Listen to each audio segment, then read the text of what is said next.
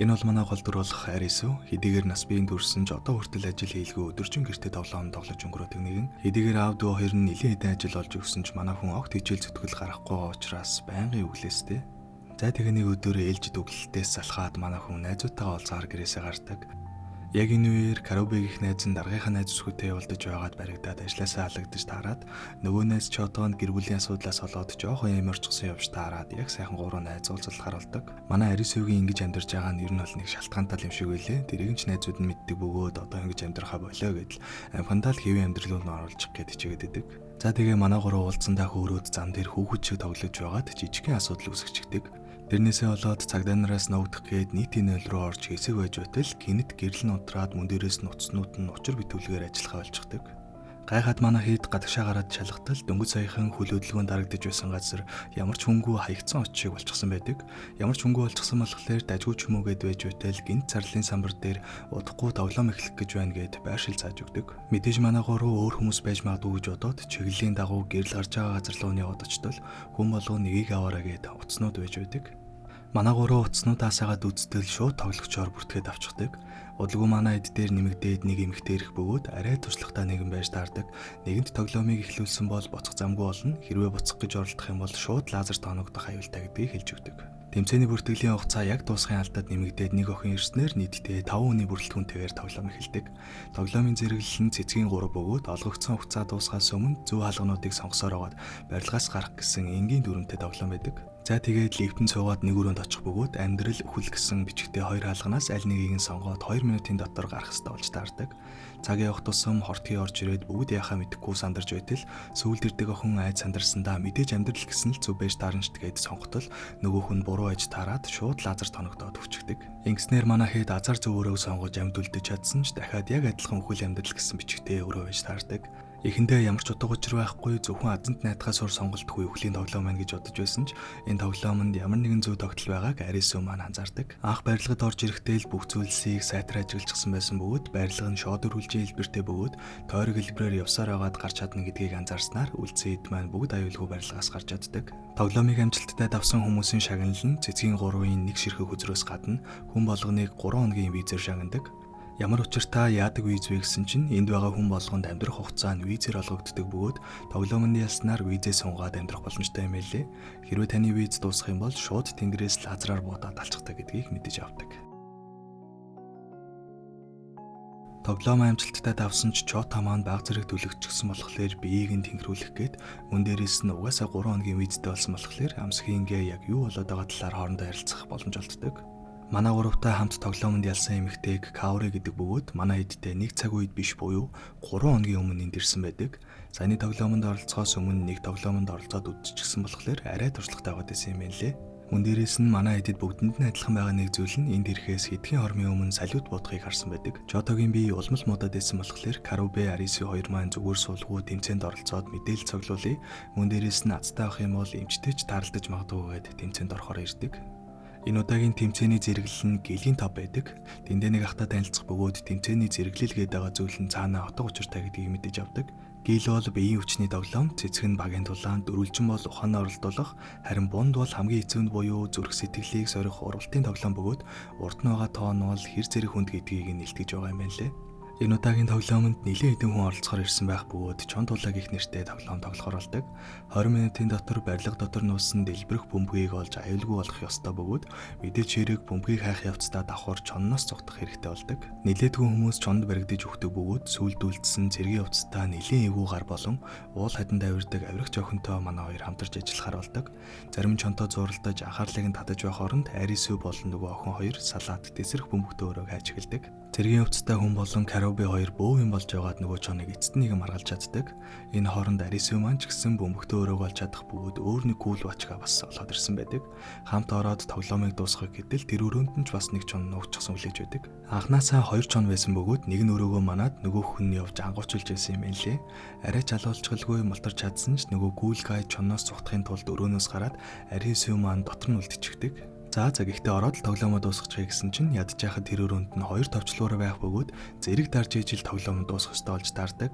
Гаднаас хүн орж ирэх боломжгүй чон хараад байгаа болохоор яах вэ гэдээ байж үтэл нөгөө хадан тавирдаг охин чинь цонхоор дамжиж орж ирээд эцэст нь Арисутай маань хамтдаа товчлуурыг дараад аюулгүйгээр дуусгаж чаддаг.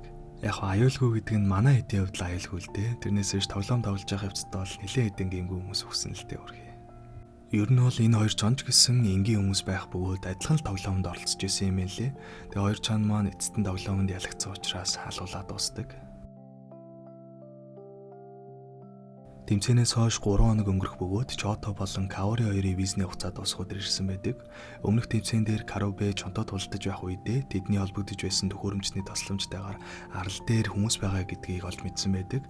Яг ямар учиртай хүмүүс гэдгийг нь мэдэхгүй ч тэнд байгаа хүмүүс ямар нэгэн юмны учрыг нь мэдчихэж магадгүйгээд арал гэдэг тэр газар руу явахаар болдог.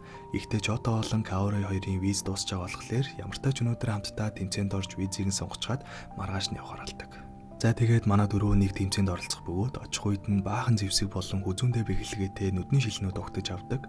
Шилнүүдийг зөвгөөд тоглоомоо эхлүүлтэл тоглоомын зэрэглэл нь бундын долоо буюу уралтын тоглоом байж таардаг.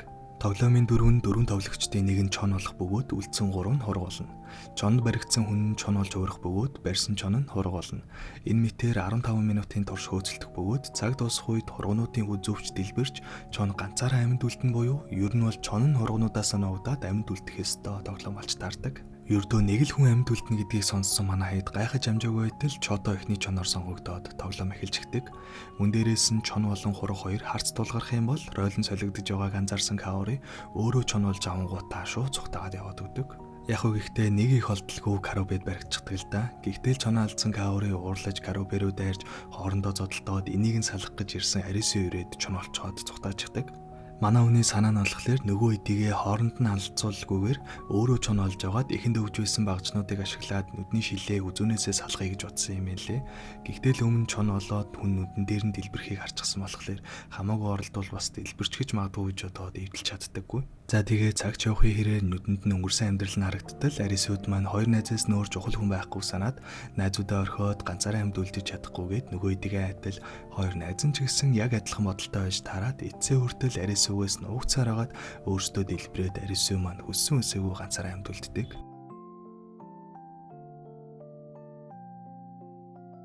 Хамгийн нандин хоёр найзаа алдсан Арису маань өглөөдийн болчихсон хэвтэж байтал өмнө нь тэмцээн дээр таарж байсан хадан тавирдаг охин дүүн дээр ирээд туслах уу гэтэл Арису маань ямар ч туслуулах бодлого бүх зүйлд буугаад өгчихсөн байхлаар нь заагээд орхиод яваад өгдөг. За энэ охиныг Усаги гэдэг бөгөөд багаасаа аавыгаа дагаж уулан тавирсаар хагаад ер нь биеийн хөгжил сайтай мөн дээрээс нь уулан тавирах дуртай болсон юм байлээ. Аав нь уг нь алдартай авирагч байсан бөгөөд сэтгүүлч түүнийг ганцаарч ирсэн төрлөөр авирахдаа нэмэлт төхөөрөмж ашиглаж байсан гэж хил ам гаргаад тэрийг нь үгүйсэх гэж уул руу гараад сураггүй алга болчихсон юм лээ. Энэ явдал Усагид нэлээд хүн цохилт болоод яг манай Арисутай адилхан өглөө үлээгээд твтчихсэн үе байсан юм лээ.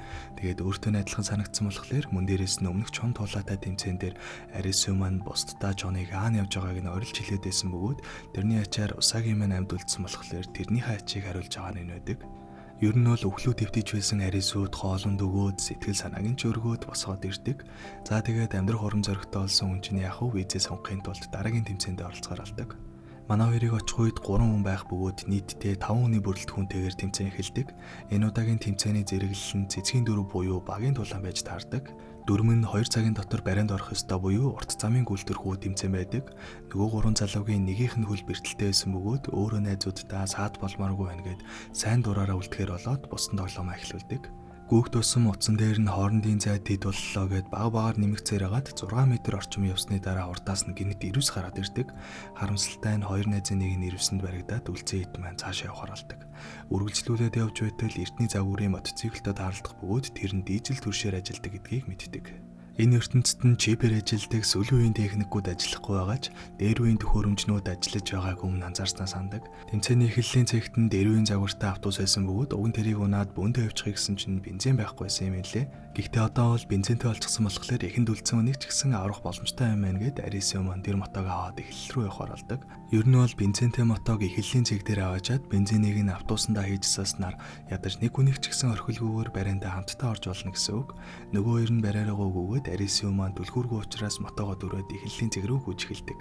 За тэгээд явсаар хагаад манай хоёр барин дээр ирчгээд үлээж байтал гин тэндээс нь асар их хэмжээний ус орж ирээд манай хоёр буцаад гүгээс өөр аргагүй болдог. Харамсалтай нөгөө найз нь бүдэрч унаад усан живчгдэх бөгөөд усаагийн маань гүйж байтал өөдөөс нь арисүү автобусаа асаачсан ирж таарад эцэст нь нэг юм амжид суугаад уснаас аврагддаг. Гэхдээ бариндаа хүрч чадаагүй байж яаж гурлаа амьд үлдчихв гэсэн чинь эглэлийн цэг дээр байсан энэ автобус нь өөрөө барай байсан юм байлээ. Ер нь бол зүгээр хөдлөхгүй байхад л ялж болох тэмцээн байсан бөгөөд утсан дээр харагдаад байсан тоон анханасаа тэг байх ёстой бөгөөд манай хэд мэдэхгүй улмал барайнаасаа холдоод байсан байж таардаг. За тэгээд эцэст нь манай хоёр Карабегийн өмнө хэлж байсан арал руу очиж энэ бүхний ард яг хэн байгааг олж мэдээд тоглоомыг зогсоогоор явж буугаар 4-р анги маань дуусдаг. За манай хоёр Чарлиг хайж нилийн явсны эцэс нэг сэжүүр олж чаддаг. Өмнө нь оролцож байсан чонтоо тэмцээний үеэр нөгөө цэргийн хүн болон түүний хамтрагч хоёр боговчаар ижилсчихсэн байсныг нь санаад тиймэрхүү боговчтой хүмүүсийг хайж эхэлдэг. Нилийн хайсны эцэс нэг тэмцээний үеэр боговчаар жигдэрсэн хэсэг хүмүүсийг олж чадах бөгөөд тэднийг нууцаар дагтал нөгөө хэд нь явсаар агаад нь ирээл арал гих газар дээр хүрээд ирдэг. Манай хоёр ч яг шууд очилгүй ажиглаад байж байтал арлын хүмүүс нь аль үжээ мэдчихсэн байж тараад манай хоёрыг бариад авдаг. Арал дээр авчирсны дараа нэлийн чухал царайтай нөхдүүд дундаас боосны гэмээр нэг баачга гарч ирээд ер нь энэ ертөнцид юу болоод байгаа бас энэ арал гэдэг газар нь яг ямар учиртай газар гэдгийг тайлбарлаж өгдөг. Манай хэд тэмцээнд оролцох болгонд ялагчид өгөх шагнал нь визнес гадна тэмцээний зэрэглэлийг илтгэдэг хөзрүүд өгч байсан юм лээ. Тэмцээнүүдэд амжилттай оролцоор байгаад хөзрийн бүх картуудыг цуглуулж чадсан нэг хүн буцаад хэвийн амьдралтаа орох эрхтэй болдог бөгөөд энэ арал гих газар нь олуулаа нийлж агаад хөзрийн картуудыг цуглуулад хүмүүсээ нэг нэгээр нь явуулах зорилготой газар юм лээ. Тэмцээнд оролцоод ялсан картаа арлын удирдлагуудад өгөх бөгөөд сайн карт олж ирэх юм бол чиний зэрэглэлчнүүс нь тэрний хэрээр арлаас явах магадлалчаа гэснэ гэсэн үг.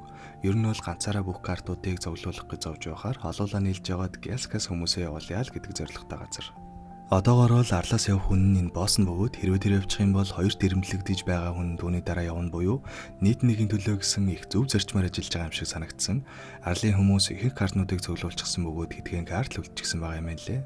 За тэгээ манай хоёрт яг давхцааг байсан нэг карт нойж таарсан болохоор хүчээр шахуу арлын гишүүнээр исвэлээ давчдаг. Арлын хүмүүс бол ер нь юунд санаа зовхгүй өдөржин сайхан зугаацж хагаад орой болохоор гарч тэмцээндээ орчгоод л байж байдаг нэлээд жаргалтай нөхдөд юм лээ. Угаасаа хотод байгаа хамаг зэр зэвсэг хуучны машин тэрэгнүүдийг өөрсдийн болгочихсон болохоор нэлээд хүчтэй гэсэн үг. Оройн нь олж тэмцээнд явах ёстой болох бөгөөд манай хоёр өөр тэмцээнүүдэд хуваарлагдсан байдаг. Арисүгийн оролцсон тэмцээний дүрм нь оролцогчдыг усаар дүүрж байгаа нэг өрөөнд оруулах бөгөөд дүүрхээс өмнө даалгавраа биелүүлэхгүй бол бүгдээрээ догон цохиулж өгөх аюултай тийм тэмцээн байдаг. Дүрм нь болохоор оролцогчдын байгаа өрөөнд 3 ширхэг унтраалга байгаа бөгөөд хажуугийн өрөөнд аль нэг унтраалгатай нь холбогдсон гэрлийн шидэн байгаа. Мэдээж хажуугийн өрөө нэгдэж хаагддаг хаалгатай бөгөөд зөвхөн нэг л удаа хаалгыг нээлттэй байх үед нь унтраалгыг асааж унтрааж үзэх боломжтой бөгөөд хаалга хаалттай үед бол хүснээр унтраалгыг ажиллуулж болно. Мэдээж тэр өрөөнд хэн нэгэн байх үед унтраалгыг ашиглах боломжгүй бөгөөд ус дүүрхээс өмнө унтраалгатай холбогдсон зөв гэрлийг олох ёстой даалгавар байдаг. Бусад оролцогчдын хувьд сандарснаасаа болоод шууд хаалга нээлттэй авах үед унтраалгыг ашиглаад үзье. Хэрвээ азтай авах юм бол гэрлээс нь азгүй бол ядчил хоёрхан гэрэл үлдчих юм чинь 50% магадaltaй болохоор гайгүй байлгүйдээгээд шууд эрсдэлтэй юм хийх гэсэн чинь манай арисүү баталгаатай зөв гэрлийг олж чадах санаа олж чаддаг. За тэр нь болохоор эхлээд хаалга хаалттай авах үед нь унтраалга ашиглах бөгөөд хэсэг хугацаа өнгөрсний дараа хаалга нэгээд өөр нэг унтраалгыг ашиглана. Азан таарад гэрэл асах юм бол окей. Хэрвээ асахгүй байх юм бол гэрлийн жийдэнд хурж үзээд халуун байвал хаалттай авах үед ажиллуулсан гэрлээ дахин ажиллуулна. Халаагүй байх юм бол үлдсэн унтраалгыг ажиллуулна. Хаалттай байх үед ажиллуулсан унтраалга нь зөв байсан бол гэрэл асаад тодорхой хугацаа өнгөрөх үед баг зэрэг халсан байх ёстой гэдгээр нь хөөж бодоод эцэст нь даалгавраа амжилттайгаар тосгож чаддаг. Арал ерөнхийдөө хоёр хүний эрх мэдэлтэй байдаг бөгөөд мэдээж хамгийн том босс нь ихэнд уулздаг номер 1 бөгөөд түүнээс дутгааргүй эрх мэдэлтэй дээрээс нь өөрийн гэсэн бага бүрдүүлчихсэн хүн бол агууны буюу өмнө нь чонтоо тэмцээнд хамт оролцож байсан нэлийн эвгүйгээр байж таардаг. Арисүү маань саяны тэмцээнд оролцох үеэрээ арлын нэг удирдлагатай хамтдаа оролцсон бөгөөд нэлээд ажгүй ухаалаг байсан болохоор манай хүнийг арлын удирдлагууд игнэндээ илсүүлэхээр болдог. Оройн арлын удирдлагууд оролдох бөгөөд одоо хүртэл хүний зоригтой үзэр нэгч гарч ирж байгаагүй. Гэхдээ 1-10 хүртэлх баг бүх үзэр бүрдсэн бөгөөд ердөө бундын 10 л олдог байгаа юм лээ. Хэрвээ бундын 10-ыг олоод ялчих юм бол дараагийн шат руу орж магадгүй гэд манай хэд бөөндөө эрчимтэйгээр хайж эхэлдэг. Орлын дараагаар босс манай арисүүдэд ганцаарчилж уулзаад л ер нь л нэлийн анхааралд нүрчсэн байгаа юм лээ. Мөн дээрээс нь агууны босс хоёр өмнө найзууд байсан бөгөөд хамгийн анхны арал гих газрыг үүсгэж байсан гэдгийг мэдэж авдаг. Маргаашнаас нь манай хоёр арлын хүмүүстэй уулзаж мэдээлэл цуглуулах бөгөөд нэг сүртэй зүйл мэдэж чадалгүй явж байтал өмнө нь чонтоо тэмцээн дээр уулзаж байсан хизээч гүйлээ алддаггүй нөгөө гартаа тааралддаг. За энэ күүлгарыг Жишия гэдэг бөгөөд аливжийн арал дээр ирээд удирдах зөвлөлд нь хүртэл орчихсон байдаг. Агуны болон босс хоёр хоорондоо тэмцэлтэй байгаа бөгөөд тэрэнд эсрээд хэн нэгэн дийлэх нь цаг хугацааны асуудал болчихсон байгаа юм байна лээ. Хэрвээ агуны дийлчих юм бол зүгээр л цэргийн дэглэмтэй улс шиг болоод ямар ч зохион байгуулалт болно. Жишиягийн энд байгаа зорилго нь болохоор боссын төлөвлөгөө таалагдсан бөгөөд энэ маягаараа хэвэн байх юм бол удахгүй дараагийн номер 1 болох нь тодорхой гэдгээ мэдээд арал дээр үлдсэн ч одоо тэр төлөвлөгөө нь эргэлзээтэй болчихсон гэсэн үг. Хилж дуусаагүй байтал нөгөө босс нь тэмцээнд оролцох гэж яваад тэндээ хүчигдэг. Уг нь бол номер 1 өгөх юм бол номер 2 орлох ёстой боловч агууныгийн хүмүүс удирдлагын зөвлөлийг бүгдийг нь сүрдүүлж байгаад хүчээр дараагийн боссоор сонгогддог. Мэдээж босс өгсөн учраас Жишиягийн төлөвлөгөө хотлоо олох нь тодорхой. Тиймээс Арис үл санал тавиад түүнийг зөвшөөрснөөр манай хэд арлын бүх картнуудыг хулгайлаа зүгтгаар шийддэг. Арлын бүх картнууд нь зөвхөн боссын л мэдэх нууц үгтэй сейфэнд хадгалагддаг бөгөөд агууны болон удирдлагууд нь боссыг солигдсон талаар мэдэгдэл хийх үеэр нь Севдэ өрөөлөө Арисыг оруулахар төлөвлөөд энэ хооронд нь Жишия нууц үгийг олох оролдог. За тэгээд төлөвлөгөөний дагуу Арисимон яаж иж яагаад нөгөө өрөөг нь олоод Зефний кодыг нь хийж байтал өнөө Жишия чинь агууныг дагуулад ороод ирдэг. Мань Жишия манай үнээр наадж исэн байлээ. Өөрхий Арисимон тэрийг нь ч мэдлгүй усаагийг хөлдөөж ирээд хоёулаа баригдчихдаг. Манай хүний виз нь маргааш дуусах гэж байгаа бөгөөд шууд алчхалгүй айцыг илүү мэдрүүлнэгээд хугацаанд дуустал нэг өрөөнд хүлээд хайчихдаг. Энэ үеэр Жишия ганцаараа бүх үзрийг олох бөгөөд яг үүнд Арисыг олсон тэр сейф нь анханасаа л жинхэнэ биш байсан юм байна лээ. Тэрийг нь Жишия мэдчихсэн бөгөөд жинхэнэ хаанагааг нь мэдж чадахгүйсэн болохоор Арисыг ашиглаад жинхнийг нь мэдэж чадсан байдаг. Бүх үзрийг авчгаад яг явах гэж байтал гинт арлын бүх хүмүүсийг хүчээр тоглогчд болгоод олдохгүй байсан сүүлийн үзэр болох Бундын 10-ын тоглоом эхэлж эхдэг. Тоглоомын дүрм нь арлын нэг гишүүн хүнд алуулсан бөгөөд 2 цагийн дотор алуурчныг олоод галч хатах ёстой болж таардаг. Мэдээж арал агууныгийн удирдлаганд орсон болохоор бүхнийг хүчирхийллээр шийдэх аргыг сонгодог буюу агууныгийн хүмүүс өөрт нь ижигтэй санагдсан хүмүүсээ алаад шууд гал руу шидэж эхэлдэг. Үүнээс нь болоод арал тэр чигтээ эмх замраагаа алдах бөгөөд үүмэний үеэр усаагийн маань хөөрхөн баг бүрдүүлчихсэн Арисыг хайж эхэлдэг. Бүм болгон алуурчныг өөрсдийнхоороо хайх бөгөөд өмнөх боссын баруунгаар олох хаан арай нэг бодтойгоор алуурчныг хайж байдаг. Ер нь бол өмнө цогцтой ажилдаг байсан мэрэгжлийн үе юм байлээ. Тиймээс жаахан л хугацаа авах юм бол алуурчныг баттай олж чадна гэдгийг мэдээд Гүнэ түнд туслахаар болоод хамт явж байтал агууныгийн доор байдаг нэг эвгүүн хүртөө таарлах бөгөөд Гүнэ түүний эсрэг тултгаар болдог. За энэ Койна гэдэг нь хэн бэ гэхлээр Жишиятай хамтдаа явдаг хамтрагчин шүү. За ер нь бол манай талаа л гэсэн үг. Койна маань өмнө эрэгтэй байсан бөгөөд аавынхаа шахалтаар тулааны урлагаар хичээлдэг байсан юм лээ.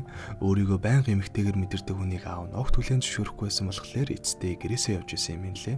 Яг нэг үгээр бол Койна трансгендер бөгөөд түүнээс гадна нэлээд чадварлаг тулддаг гэсэн үг. Манай хүн хэдийгээр чадварлаг тулддаг ч гэсэн нөгөөх нь бараг алуурчин шахуу юм болохоор нэлээд ширүүн тулаан өрнөсний эцэст Койнагийн ялалтаар дуустдаг. Энэ хооронд Жишияч гэсэн өөрийн арга барилаар алуурчныг хайж эхлэх бөгөөд түүний таамаглалаар бол агууны болон түүний удирдлаганд байх эрх мэдэлтэй нөхдүүдийг алуурчин гэж үзээд хамгийн эхлээд агууныгийн баруунгаар олох Нирагигаас эхлээд ангуучилж эхэлдэг. За ингээд энэ тэндгүү алаан хидаан дулаан болж явах үеэр усаагийн маань хайсараагаад эцэст нь Арисыг олж чаддаг. Арисыг маань голдор болохоор ч тэрүү эсвэл үнэхээр л ухаалаг болохоор ч тэрүү жоохон бодож ийсэн нөө жинхэнэ алуурчныг олчлоо доошоо буцгаая гэд боотол агуунытай тааралддаг. Тэгснэ гинэт агуунууд дээр очиод л чи боссын хамгийн сайн ажин байсан юм байж яагаад түүнийг алчихсан юм энэ төр гэдэл өнгөрснийг нь харчихсан юм шиг л ярьж эхэлдэг. Гэхдээ яг хуу манай хүний таамаглал нь үнэн л байдаг л да. Агууны болон босс хоёр өмнө сайн найзууд байсан гэж хэлж байсан да. Гэтэл арал дээр ирснээс хойш яагаад ийм таагүй харилцаатай болчихсон юм гэд гайхтал яг үнэндээ хүмүүс л тэгж харагдчихсан бөгөөд сайн найзууд хэвээрэлсэн юм лээ. Гол нь яагаад хүмүүсийн нүдэн дээр тийм харилцаатай байсан гэхлээр Нираги болон бусад галзуу нөхдүүдийг агууныгаар дамжуулж хяналтантай байлгах зорилготой байсан юм лээ. Гэхдээ тэр төлөвлөгөө цаг явах тусам нуран унаж хүмүүсийг удирдахад улам хэцүү болж байсан бөгөөд дээрээс нь боссын хийж буй зүйлс нь баталгаатай биш зөвхөн өөрийнх нь бодож олсон таамаглал төдий байсан болохоор агууны маань эцэстэн залхаад одоо болио гэд хэлсэн чинь нөгөө хүн урагчд өхөх ёстой энэ гэдэг дүрмээ яриад алах гэж байгаад агууны дүрсүүлчихсэн юм лээ. Нэг үгээр бол босс маань тоглоомонд оролцож байгаа төхөөгүй зүгээр л агууныг алах гэж байгаад өөрөө алуулчихсан гэсэн үг. Гэхдээ хамгийн гонигтай нь агууныг алах гэж эглүүлж байсан буун сумгүй буюу агууныг зүгээр л шалгаж исэн юм лээ. Тэрийг нь даанч мэдлгүй рефлексээрээ алуулах гэж байна гэж одоо найзыг алчихсан болж таардаг. Мэдээж хэрэг хамгийн сайн найзыгаа алсандаа маш ихээр гимшээд тэр гимшил нь удалгүй уур хилэн болж хувираад арлын бүх хүмүүсийг алаад дараа нь өөрийгөө ч гэсэн хүнээгөөд ер нь энд нь бүгдийг нь дуусгахаар шийдчихсэн л байсан юм байна лээ. Үүний дараагаар Арису маань алуурчин бол нөгөө алуулдаг охин өөрөө буюу зүгээр л амиа оролцсон гэж хэлдэг. Манай хүн өмнө нь бундын долоогоос гадна нэлээд хэдэн тэмцээнд оролцоод найзуудыг алдаж байсан гашуу туршлагатай юм болохоор энэ тоглоомны цаана байгаа хүн яаж хүмүүсийн зүрх сэтгэлээр тоглодгийг сайн мэддэг болсон байдаг. Хамгийн зөв нь иймэрхүү тоглоом эцтэй гэхэд нэг ч хүний амийг хохирохгүйгээр дуусгаж болохоор байдаг буюу ялсан хүмүүс дараа нь тэр боломжийг олж хараад найзуудыгаа хөнөөсөнд нь харамсуулах зорилготой харгас тоглоом гэдгийг ойлгосон байдаг. Энэ үеэр аан гарч ирээд Арисутай санал нэгдэх бөгөөд эцэст нь агууны ч гэсэн галзуурлаа зогсоодог. Мөн дээрээс нь амиа орлсон охин болон түүний найз хоёр тоглоом бүтээгчидтэй хамтарч ажилладаг, эсвэл тэдэнд барьцаалагдсан хүмүүс байсан юм байна лээ.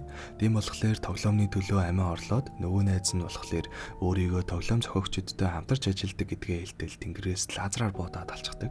За ингээд эцэст нэгэн бүгд чигдрээд гайгүй боллоо гэтэл алуулчихсан гэж бодож байсан Нераги чинь амьд гарч ирээд арлыг галтан шатаагаад яг манай Арисуг алах гэж байтал гэгэрч гисэн агууны урдуур нь орж авраад Нерагиг өөртөөгөө хамтдаа гал руу аваад орчихдог. За ингээд жинхнээсээ дайсан болсон болохоор нөгөө охины галж шатаагаад эцэст нь тоглоомоо дуусгаж чаддаг. Арлаас явахын өмнө тоглоом бүтээгчидтэй хамтран ажилладаг гэдээс нөгөө хоёр охины нэгнийх нь утас дээр бичлэг хийж байсныг анзаараад Арису утсыг нь авчихсан юм байна лээ. За тэгээ нөгөө утсыг нь ухаад үзтэл нэлээд хэдэн бичлэг байх бөгөөд баггүй нуцыг олж мэддэг. Энэ хоёр охинтой адилхан тоглоомын бүтээгчидтэй хамтран ажилладаг хүмүүс зөндөө байдаг бөгөөд тэднийг дийлэр гэж дууддаг юм байна лээ. Дийлрүүд ихэвчлэн зөрөг дүрээр тоглоомонд оролцдогч, заримдаа тоглогчдын дунд дөөрөгдөл үүсгэхийн тулд нууцаар оролцох тохиолдол байдаг бөгөөд тоглогчдоос ялгаатай нь тэднийг тоглоомонд ялгадуулж байж вэзэн сонгогддог юм байна лээ. Мөн дээрээс нь тоглогчид дээр бооцоо тавин зугаацаад сууж байдаг хүмүүс байдаг гэдгийг ч олж мэддэг. Ингээд нөгөө хоёр охины бичлэгний тусламжтайгаар тоглоомны ард байдаг хүмүүсийн нууц баазын байршлыг мэдээд явсаар гад очтол тэнд нь байсан бүх хүмүүс алуулчихсан байдаг. Яг энэ үеэр Чишия Куйна хоёр ч гэсэн нууц баазыг олоод өрөөд ирсэн байдаг. Уг нь манай энд ирээд бүх зүйлийн учрыг олох байх гэж бодсон ч эцэст нь санснаар нь болоогүй дурман нугараад байж байтал гинэт арал дээр хамт байсан Мира гэдэг эмэгтэй шууд дамжуулт хийгээд ороод ирдэг. Тото үзрүүдийг цуглуулж чадсан бүх тоглогчдод баяр хүргэе. Ингээд та бүхэн дараагийн шат руу орох боломжтой боллоо гэд 2 дугаар үеийг эхлүүлж байгаа киноны маань эхний бүлэг дуустдаг. Өмнөх бүлэг дээр Арису болон түүний найзууд нь Тото үзрүүдийн бүх таалгаврыг дуусгаад тоглоомын дараагийн шат руу орж яваар дууссан. Манай хэд бөөндөө юу хүлээж байгаа л гэд гайхаад зогсож байтал хаанаас ч юм хий нэгэн тэнд байсан хүмүүсийг өчр зүггүй буудаж эхэлдэг. Юу болоод байна гэсэн чинь гэлийн ноёны тоглоом эхэлчихсэн бөгөөд ердөө зевсэг орсон нэг боссыг устгахад л болох энгийн дүрмтэйч нэлээд хэцүү тоглоом байдаг. За тэгээ зевсэггүй учраас зогтож новтгаас өөр юм хийж чадалгүй сууж байтал Лазар аан машинтай ирж таарад манай эдийг авах бөгөөд Чишиягаас бусд нь сууж амждаг. Нэлээд ол зогтож чадсан ч эцэст нь машин нь онголцсноос болоод аан нөгөө эдээс салж харин үлдсэн эд нь ямартааш төрө орогдох байртай болж чаддаг. Гэсэн ч хоол хүнс болон цааш явах унаа эрэхтэй учраас аантай хамт ирсэн Тата болон Куйна хоёр машин болохоор харин Арису болон Усаги хоёр хоол хүнс цуглуулахаар явцгаадаг. За ингээд хоол хүнс унах унаатай болсон хэд маань ядаж нэг шүнч гисэн 50 амарцгаадаг. Маргааш нь олж гадаах байдлыг ажиглалтал гэлийн ноёноос гадна бусад өдрүүд ч гэсэн хаа сайгүй харагдах бөгөөд тэр болгоно нь гэлийн ноён шиг тоглоомын босстай байх гэж таамагладаг. Яг яагаад гэдгийг мэдэхгүй ч гэлийн ноён бүх хүмүүсийг хүчээр тоглоомонд оролцуулаад тоглоом эхлүүлчихсэн бөгөөд газар нутаг нь хязгааргүй юм байна лээ. Одоохондоо ингээд зугтаад нуугдаад яваад байж болох ч гэсэн цаг хугацаа явахын хэрээр угаасаа л баригдаж өгөх нь тодорхой учраас ямар нэг арга бодож болохоор шийддэг. Гэхдээ зэвсэггүй учраас шууд очиод алцаж чадахгүй. Тиймээс бусад тоглоомонд оролцож мэдээлэл цуглуулж байгаа дараа нь учрыг нь олохоор олцгоодог. Мэдээж өөр тоглоомонд оролцвол гэлийн ноёноос зогтох шаардлагагүй гэхээр бараг хамгаалалт болчихно гэж үзээд Арисугийн гаргасан саналыг бүгдээрээ дэмжснээр цэцгийн ноёны тэмцээнд оролцохоор шийддэг. За тэгээ яваад очтол нөгөө тэмцээн нь заавал 5 хүний бүрэлдэхүүнтэй оролцох ёстой бөгөөд өгчихсэн гэж бодож байсан өнөө Нераги чинь аль хэдийнэ ирээд нэг бугуйчийг нь зүүчихсэн байж таардаг. Манай хэд ч энтэй оролцвол угаасаа ялахгүйгээд дургуйлгсан ч Усаги бол эсрэгээрээ айд санаа зовлгүй шууд л оролцоно гэд бугуйчийг зүүрснээр бусдын ч гэсэн Усагийг дагаад тэмцээнд оролцооролдог. За тэгээ яваад ортол Киома гих овцгүй хүнээр ахлуулсан 5 хүний бүрэлдэхүүнтэй баг хүлээж байдаг. Энэ хэд нь өөрсдийнхөө талаар нарийн мэдээлэл өгдөггүй, зүгээр л өөрсдийгөө эндхийн оршин суугчид гэж танилцуулдаг.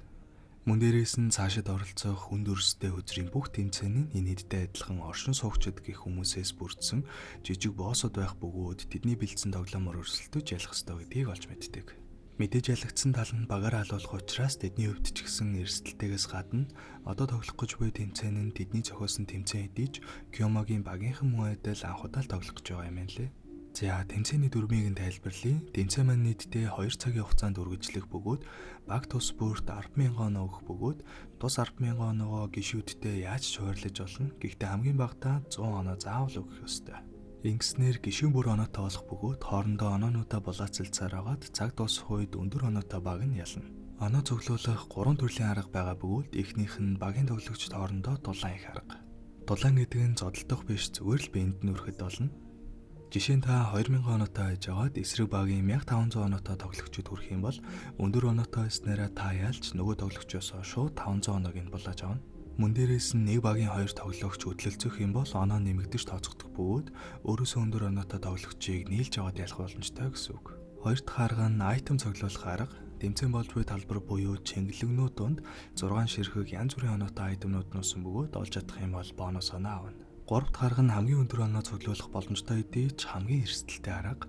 Хоёр баг тус бүрийн төвтэй бөгөөд айлынхаа төвд хүрэх юм бол шууд 10,000 оноо багтаа авчирна. Хэдийгээр сайхан сонсогдож байгаа ч өөрийн төвд хүрж байгаа хүний оноо нь хязгааргүй болох бөгөөд хязгааргүй оноотой хүний бие төрөх юм бол 10,000 оноо алдаад хасах оноотой олж тэр дороо лазер туулж өгөх аюултай. Тэгэхээр төв дээрээ хүн байж л байх юм бол энэ аргаар оноо авна гэдэг нь бараг л боломжгүй гэсэн үг.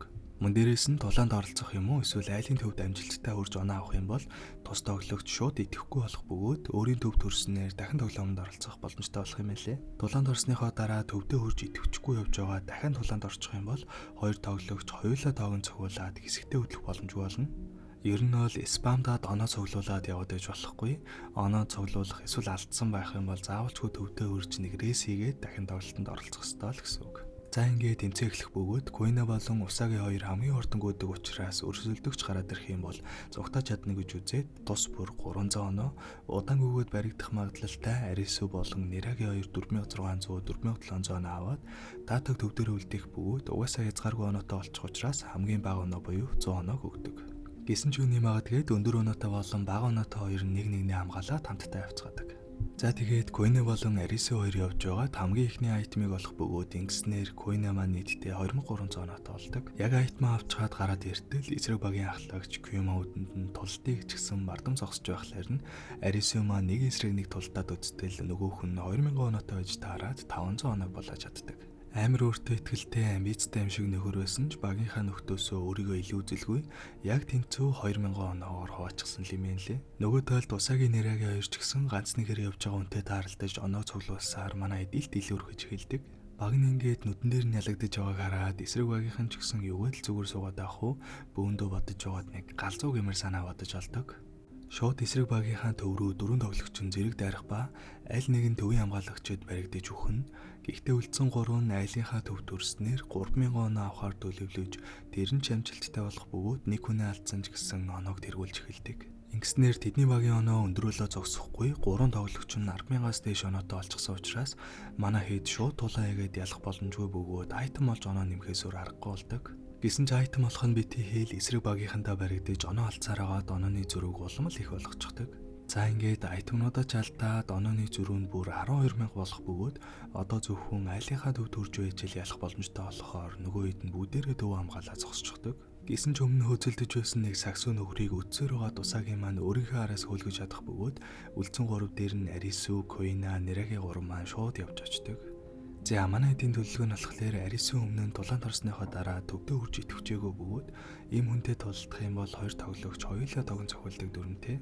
Тэрийг нь ашиглаж эхний үний анхаарлыг нь татах бөгөөд үний араас Нерагийн цусаараа дайралт хийж цаг гаргаад дөрүүлж төвд нь хүрснээр 10,000 оноо авч чаддаг. Гэхдээ харамсалтай нь Куина маань арай хурж амжилгүй өөр хүнд баригдаж 500 оноо алдснаар онооны зөрүү 3000 болж өөрчлөгддөг.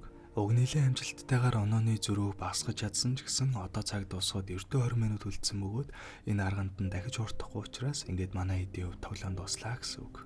За ингээд ихэнх нь өхөлтэйгээ эвлэрээд сүүлийн мөчөө ганцаараа өнгөрөөнийгээд явж байхад Усагийн маань ганцаархнаа тоглоом дуусах хүртэл бууж өглөгийн үлдсэн нэг айтмыг хайсаар хагаад олох бөгөөд онооны зөрүү 5000 болж багасдаг. Энэ хүртэл байнагт ороод гацчихсан байсан Арису маань Усагигийн ачаар сэргэлт аваад ямар ч хамаагүй аргаар нэг арга олоо заавал ялна гэд нөгөө багийнхан руу явдаг. Гэтэл замд нь үхэн гэдгээ мэдсэн өнөө Ираги чинь үнд өрхөө гаргачихсан өмнө чадаагүй зүйлээ одоо гүйцэнэгээд Усаги руу дайрж явахт нь азар Арису маань даралтаа зогсоодог. Нилийн гэмтсэн Усагийг төв дээр үлдээчгээд цаашаа явж байгаад хугацаа дуусахаас 5 минутын өмнө Кёмаг олж чаддаг. Манай хоёр сүүлчийн мөчөө хамт өнгөрөх бөгөөд өмнө хэд хэд тааралтай үед Кёмагийн хэлсэн үгнүүд нь манай Арисугийн сэтгэлийг нэлийн хөдлөсөн болохоор ядаж сүүлийн удаа гар урж болох уу гэж суудаг. Уг нь тэмцээн дуусаагүй учраас гар урах юм бол оноонд нь өөрчлөлт орно гэдгийг мэдэж байгаа ч угаасаа Кёма өндөр оноотой учраас ялагдахгүй дэ итгэлтэйгээр Арисугийн сүүлчийн өсөлтийг нь хүлээн авдаг. Гэтэл Арису маань 14950 оноотой буюу Кёмагаас өндөр оноотой байж таарад тулаанаас 500 оноо ойдсноор манай хэд өндөр оноотой баг нь болж хуурдаг. За юу болсон бэ гэсэн чинь Арису маань Кёматой уулзахаас өмнө татата даралцсан бөгөөд нөгөөх нь гараа ухлаад бугуйчаа тайлхгай зогсож байдаг. Бугуйчаа тайлж Арисуд өгөөд тэрийг нь мэдэгдлэхөө бидээ авч явснаар Тата Арису хоёрыг нэг баг гэж үзээд нийт оноо нь Кёмагийнхаас өндөр байсан болохоор манай хүн ялсан байдаг. Хэдийгээр эцсийн мөчөд Кёмагийн буруугаас болж багийнх нь ялагдаж өөхөх болсон ч өдийг өртөөл түүний ачаар л амьд явж ирсэн болохоор Кёмаг огтхонч буруутгалгүйгээр өхөлтэйгээ баяртайгаар нүрт толцгаадаг. Нөгөө талд Тата маань бугуйчаа салгахдаа хэтэрхий их шарх авснаар харамсалтай шархаа таалгүй өд болсон ч эцэст нь түүний ачаар бусд нь ялалт байгуулж амьд үлдснээр дөрвөлжингийн ноёны тэмцээн дуусдаг. За манай хэд нөгөө талд тэмцээнд оролцож байх хооронд Жишээ маань ч гэсэн зүгээр суулгүй явж байгаад Бундын молын тэмцээнд оролцдог. Тэмцээний дүрм нь оролцогчдын хүзүүнд зүйл зүйлгэх бөгөөд тус хүзөвчнийх нь арт талд нь хүзрийн нэг тэмдэгт байгаа. Нэг цагийн дотор тус тэмдэгтийг зөв таах ёстой. Хугацаанд тааж чадаагүй эсвэл буруу таасан хүний хүзөвч нь дэлбэрч өгнө. Нэг цаг тутамд тэмдэгэн солигдох бөгөөд тэмдэгэ зөв таагаад л байвал аюулгүй. Гэсэн ч өөрөө харах боломжгүй учраас заавал хэн нэгэнтэй хамтрах шаардлагатай бөгөөд итгэлтэй нэг найз байвал амархан тоглоом гэсэн үг. Мөн дээрээс нь Бундын бол буюу тоглоомын босс тоглогчдын дунд шорголсон бөгөөд босс тэмдэгэ буруу тааж өгөх үед тоглоом дуусах энгийн дүрмтэй тоглоом байдаг. Хүмүүс ч 2-2-ороо эсвэл хэсэг бүлгэрээ баг болцгоох бөгөөд Жишээ маань олон хүнтэй багт нь ордог. Эхний үеийг дуусгах үед нэг ч хүн өхөлгүй өнгөрсөн хэдий ч хоёр дахь удаа тэмдэг солигдох үед нэг танхаа амтан хамтрагчаа дээрлэхэж хүчээр харьцаж өөрийн эрхэнд байлгана гэж бодсон ч нөгөө хүн уурандаа өөр тэмдэг хэлснээр эхний өхөл гардаг. За ингээд нэг өхөл гарснаар хүмүүс дотроо нэгээ хардаж эхлэх бөгөөд хамгийн аюулгүй гэж бодсон олон хүнтэй хамтрал нэгээ сэрдэж алсаар байгаад хамгийн түрүүнд боторч ундаг. Ингэснээр Жишээ маань ганцаараа үлдэх бөгөөд түүнээс гадна 2-2-оор хамтарсан 2 баг буюу нийтдээ 5 хүн л амьд үлддэг. За хэцүү нөхцөл байдалд орсон Жишээ маань 2 багийн нэгэн дээр нь очиод хамтрагчийг нь хүн амны хэрэгтэй алуурчин наа чи ер нь бол баталгаатай Бундын бол тиймээс надтай хамтрагээ санал тавьсан чинь өнөөх нь итгэж байгаа юм шиг царайлж байгаад манай Жишээ буруу тэмдэг хэлээд өчгдөг. Нөгөө баг нь хосуучиг харагдсан бөгөөд эрэгтэй нь өдөртөж байгаа болохоор эмэгтэйтэй нь очиж уулзаад залууг нь л өөрчин гэж хэлээд надтай хамтрагээд санал тавьсан ч бас л манай хүнд худлаа тэмдэг хэлж өгдөг. За ингээд эцэст нь хариултаа хэлэх цаг ирэх бөгөөд сонирхолтой Жишээгийн уулзсан хоёр нь итгээгүй юм шиг царайлж байснаа эцэст нь хоёулаа хамтрагчийнхаа тэмдгийг худлагаасаа хэлж өгдөг. Харин манай Жишээгийн хувьд бол уулзсан хоёр нь хоёулаа худлаа хэлнэ гэдгийг мэдчихсэн болохоор 4 сонголтноос 2-ыг нь осоод 2 сонголттой үлдэх буюу 50% магадaltaгаар азандаа найдахаас өөр аргагүй болдог. Удалгүй хариултаа хэлэх цаг дуусаж Жишээгийн хамгийн ихэнд уулзсан залуу ганцаараа гарч ирээд ялцглаа гэд баярлахтан зэрэгцээд Жишээ болон залуугийн хамтрагч мөн 2 осын эрэгтэй намд гараад ирдэг. За аюу болсон гэсэн чинь хамгийн ихэнд гарч ирсэн залуу Бундын бол байсан бөгөөд хосуудын эмэгтэйтэй нууцаар харилцаа тогтоочихсон нэгэндээ тэмдэг хэлж өгч ирсэн юм байна лээ. Тэгээ эцсийн мөчөөд хамтрагчаа ал гэж тушаал өгөөд өөрт нь буруу тэмдэг хэлээд өгчихсөн. Мөн дээрээс нь өөрийнхөө хамтрагч болон Жишээ хоёрт хоёуланд нь худлаа тэмдэг хэлээд өгчихсөн болохоор энэ үед бүгд дуусна гэж бодоод төрүүлж гарч ирээд баярлаж байх үедээ өөрийгөө Бундын мол гэдгээ бариад өгчдөг. Энэ болгоныг нь яаж мэдсэн гэхлээр Жишээ маань энэ хоёрыг нууцаар харилцаад байгааг нь мэдчихсэн бөгөөд энэ талаар нь залууд нь очиж хэлээд итгэлийг нь олчихсон. Харин залуугийн хамтрагч болон хосын эрэгтэй хоёр нь зүгээр л нойл тааралтаад аль тийм ярих үедээ өөрсдөө адилхан гэж мэдрээд цаанаасаа л нэгэндээ итгэхээр болсон бөгөөд тэр нь ч зөв байж таардаг. Ингэснээр Жишээ маань 50% магадaltaа биш бүр 150% магадaltaгаар сүүлийн үеэр орсон юм байна лээ. Эцэст нь гэхэд угаасаа л Жишээ болохоор азанд найдах мэтийн арга хязгаар юу гэж ашиглах вэ? Баталгаатай ялд байгаалтай хүн шүү дээ. Энэ хооронд Куина маань Жишээ хоёр санаан зовоод болохгүй байсан болохоор тэднийг хайхаар ганцаараа явдаг. Ингэснээр дахиад Арису Усагийн хоёр маань хоёулахнаа үлдэх бөгөөд таатааг өөрөөс нь олж өгд болсон гэж бодоод Арису маань нэлээд сэтгэл санаагаар унсан ч хажууд нь Усагийн олохлоор яаж хийж байгаад л өөрхөн босгоод ирдэг. Удалгүй Арисуч дээрдэх бөгөөд манай хоёр ан хийж байтал гинт хажууханд нь буун дуу сонсогддог. Чимээ гарсан газар яваад очтол баахан хүмүүс алуулчихсан байх ба нэг залуу өгөхийнхээ өмнө дүрс гэж хэлээд өд болчихдог. Ард нь байсан машин руу н ороод үзтэл камераар авсан баахан дүрснүүд нэрэл байж шүү. Хуучны камераар бичсэн дүрс байх бөгөөд бичлэгийг нь үзтэл саяны өд болсон залуу өдрийн тэмдэглэл шиг зүйл хөтлөөд явж байсан гэдг нь мэдэгддэг. Янз бүрийн газраар явах болгондоо бичлэг хийж байсан бөгөөд замдаа аантаа алтхан тааралдаад өнгөрсөн ч тэдний ярианаас аан Токиогоос гадна талд юу болж байгааг судлахаар явсан гэдгийг олж мэддэг. За тэгээ залуу маань цаашаа явж байгаад хэсэг бүлэг хүмүүс дээр ирэх бөгөөд тэдний дунд энэ бүх зүйл эхэлсэн тэр өдөр яг юу болсныг санаж байгаа гэх эмэгтэйтэй уулздаг. Тэр эмэгтэй нь багада тархины хаалганд орж исэн болохоор санаж байгаа юм шиг байлээ. Гэхдээ яг түүнтэй уулзаад юу болсон талаар асууж байтал гэлийн ноёны дайралтанд өртөө далуулчихдаг. Яг бичлэгийг нь үзээд дуустал тэр хавар нь гэлийн ноён явж таарад манай хоёр руу галлаж эхэлдэг. Түүний дайралтнаас болоод манай хоёр салцдаг бөгөөд Арису маань явж байгаад нэг хөлгөө охинтой тааралддаг. Охиныг Акане гэдэг бөгөөд бас л өвчгсөн гэж бодож байсан хуучны танил болох Агунитай хамтдаа нийлчихсэн явж идэг. Акане бол 10 жилийн сурагч бөгөөд ном сумаар хичээлтэйг ер нь биеийн хөгжил сайтай нэгэн байсан ч харамсалтай нь энэ ертөнцид ирээд анхны тэмцээнд оролцох үеэрээ нэг хүлээ алдсан юм байна лээ. Харин манай Агунигийн хувьд бол додны найзаа алдснаас хойш ямар ч амьдрах хүсэлгүй болсон бөгөөд хизээ яаж үхэхээ шийдэж чадахгүй болохоор ядчил гэлийн ноён галаад үхнэ гэсэн бодолтой явж байдаг. Арису маань уг нь Усагийг хайж байсан ч одоохондоо амиа яа гэж байгаа болохоор хэсэгтэй Агунитай хамтдаа явах оролдог. Агуны хүчтэй гэдгийг гэлийн ноён мэдчихээ араас нь хөөж байгаа бөгөөд энийг ч гэсэн Агуны мэдж байгаа болохоор түүнийг нь ашиглаж байгаад уул руу гараад задгаа талбайд өрхөлдөж байгаад түүнийг болгож авахар төлөвлөдөг. Энэ ажиллагаанд манай Арисугийн хийх зүйл нь өгөөш болох. Яг манай хүн өөрөө өгөөш болж байгаагаа мэддэггүй ч амжилттайгаар гэлийн ноёныг өргөтөж чаддаг. Гэсэн ч нөгөө хүн сум нэвтэрдэггүй антааснаас эхлүүлээд бүрэн зэвсгэлж гисэн учраас барих биш эсрэгээрээ бүр өөртөө халуулан гаалтаад эцэст нь арай гэж нэг маамтай голтоо цухтаж чаддаг. Бүгд эсэмэн цогтож чадсан ч энэ удаагийн дайралтаар Арису маань дахиад нөгөө хоёроосоо салчихдаг. Энэ хооронд Усагийн маань явж байгаад эцэгийнхээ алдсан жаахан хүүтэд аралдах бөгөөд удахгүй визэнд дуусгах гэж байгааг мэдээ зүгээр өнгөрч чадалгүй хүүтэй хамтдаа тэмцээнд оролцож визийг нь сонгож өгөхөөр болдог. За тэгээд явж байгаад өөрийнхөө хамгийн сайн чаддаг тэмцээн буюу биеийн хүчний тэмцээнд оролцохоор гэлийн хатан дээр ирдэг. Гэтэл тэнд нь манай Арису маань ирчихсэн байх бөгөөд Усагийг биеийн хүч сайтай болохоор энд л ирэх байх гэж таамаглаад ирчихсэн хүлээж исэн юм лээ. За ингээд удалгүй тэмцээн эхлэх бөгөөд дөрмийг нь давчгаан танилцуулъя. Гэлийн хатны баг хатныг оролцуулаад нийтдээ 4 хүний бүрэлдэхүүнтэй, харин манай тал буюу тоглогчдын баг нийтдээ 16-ны бүрэлдэхүүнтэй. Баг төс бүр ахлагчтай байх ёстой бөгөөд эсрэг багийн ахлагч нь мэдээж гэлийн хатан, харин манай багийн ахлагч буюу ноёноор нөгөө жоохон хүүхдийг шууд автоматар сонгочихдог. За тоглолт бол нийтдээ 16 үетэй бөгөөд эхний үе дээр хадны багийнхан эсрэг баг руугаа дайрна. Өрсөлдөгчийнхөө нуруунд дээрх тэмдгийг дарснаар тус тоглогчийг өөрийн талд оруулах бөгөөд тэр үе дээрээ тухайн тоглогч хөдлөх боломж болно. Харин дараагийн үе эхлэхэд урвсан талдаа орж тоглох бөгөөд энэ удаа мэдээж ноёны баг дайралтгийж хадны багийнхан зогтно. Багийн ахлагчид буюу ноён болон хатан хоёрыг уруулах боломжгүй аль нэг нь заавалчгүй ялагдана гэсэн үг. Энэ маягаар ээлжиж дайралт хийсээр байгаад нийт 16 үе дуусах үед аль баг хүнтэй баг нь ялагдаж бүгдээрээ өгнө.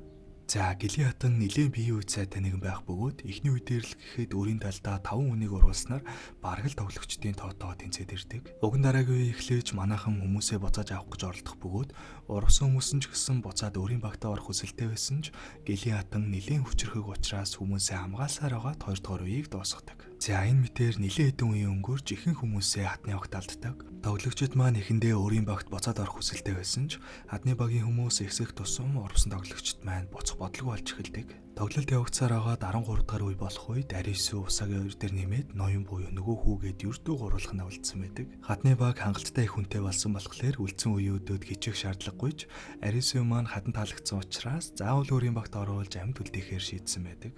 Усагитай тааралтаад уруулах боломж байсан ч өөрийнх нь сонирхлыг татахгүй.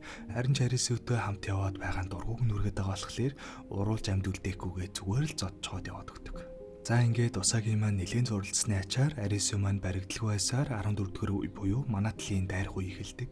Энэ үе дээр Усагийн маань сэргэлэн тиж байгаад 3 хүнийг өөрийн талд уруулж чадах бөгөөд зүгээр уруулаа зогсохгүй хідүүлээ нийлж байгаа татныг ялаад жинхэнэ ертөнц рүүгээ хамтдаа буцъя гэж лекц уншсанаар зүрх сэтгэлийг нь өртөл өөрсдийн талд оруулж чаддаг. Лекцэнд нэмээд нэг хүн уяраад энэ үед нийтдээ буцаж чадны талд орох хүсэлгүй болтол нь 4 хүнийг оруулснаар 7 олж чаддаг. Удалгүй 15 дахь үе буюу хатны багийн сүүлийн дайралт хийх үе эхэлдэг. Энэ үе дээр заавалчгүй Арисууг өөрийн болгоно гэд бүх хүмүүсээ хөдөлгөх бөгөөд Арисуу маань нэлээд сайн зогтсон ч эцсийн мөчөд боломж ахагдаад яг баригдлаа гэсэн чинь албаар шахагдж байгаа юм шиг дүрээсгээд олсоор зүгтаах төлөвлөгөөтэйсэн юм лээ. Гол нь өөрөө шолж аваад эсрэг багийнхныгаа бөөнтөнд авч газар авчирхээр төлөвлөсөн бөгөөд яг энэ үед нь цаг дуусаж манай багийнхны дайрах хэлж ирснээр усаагийн маань гарч ирээд хүмүүсийг уруулж эхэлдэг. За ингэснээр тэр хавьд байсан нэлийн хүмүүсийг уруулаад зогсохгүй цаг дуусахаас өмнө босоод бүх хүмүүсийг ч гэсэн уруулж амждаг. Ингэснээр харамсалтай ч гэсэн сонирхдаг залуугаа өөрийн болгох гэсэн хүслээсээ болоод харамсалтайгаар Гилиадтон маань ялагдаж энэ удаагийн тэмцээн дуусдаг. Өмнөх тэмцээн дээр Гилиадныг алсан хоёр маань цаашаагаа явж байгаа талан оршаантад харалтаж удаан хугацааны дараа усанд орж хамаг биеийн жилигээ гаргах алтан боломж олддог. Энэ хооронд манай жишээ маань зүгээр суулдгүй өөр нэг тэмцээн буюу дөрвөлжингийн ноёны тэмцээнд оролцохоор ирсэн байдаг. Сонирхолтой нь өмнө байсан арал дээрх номер 2 гээд нэлийн ухаантай царайлсан нөхөр дөрвөлжингийн ноён байсан юм байна лээ.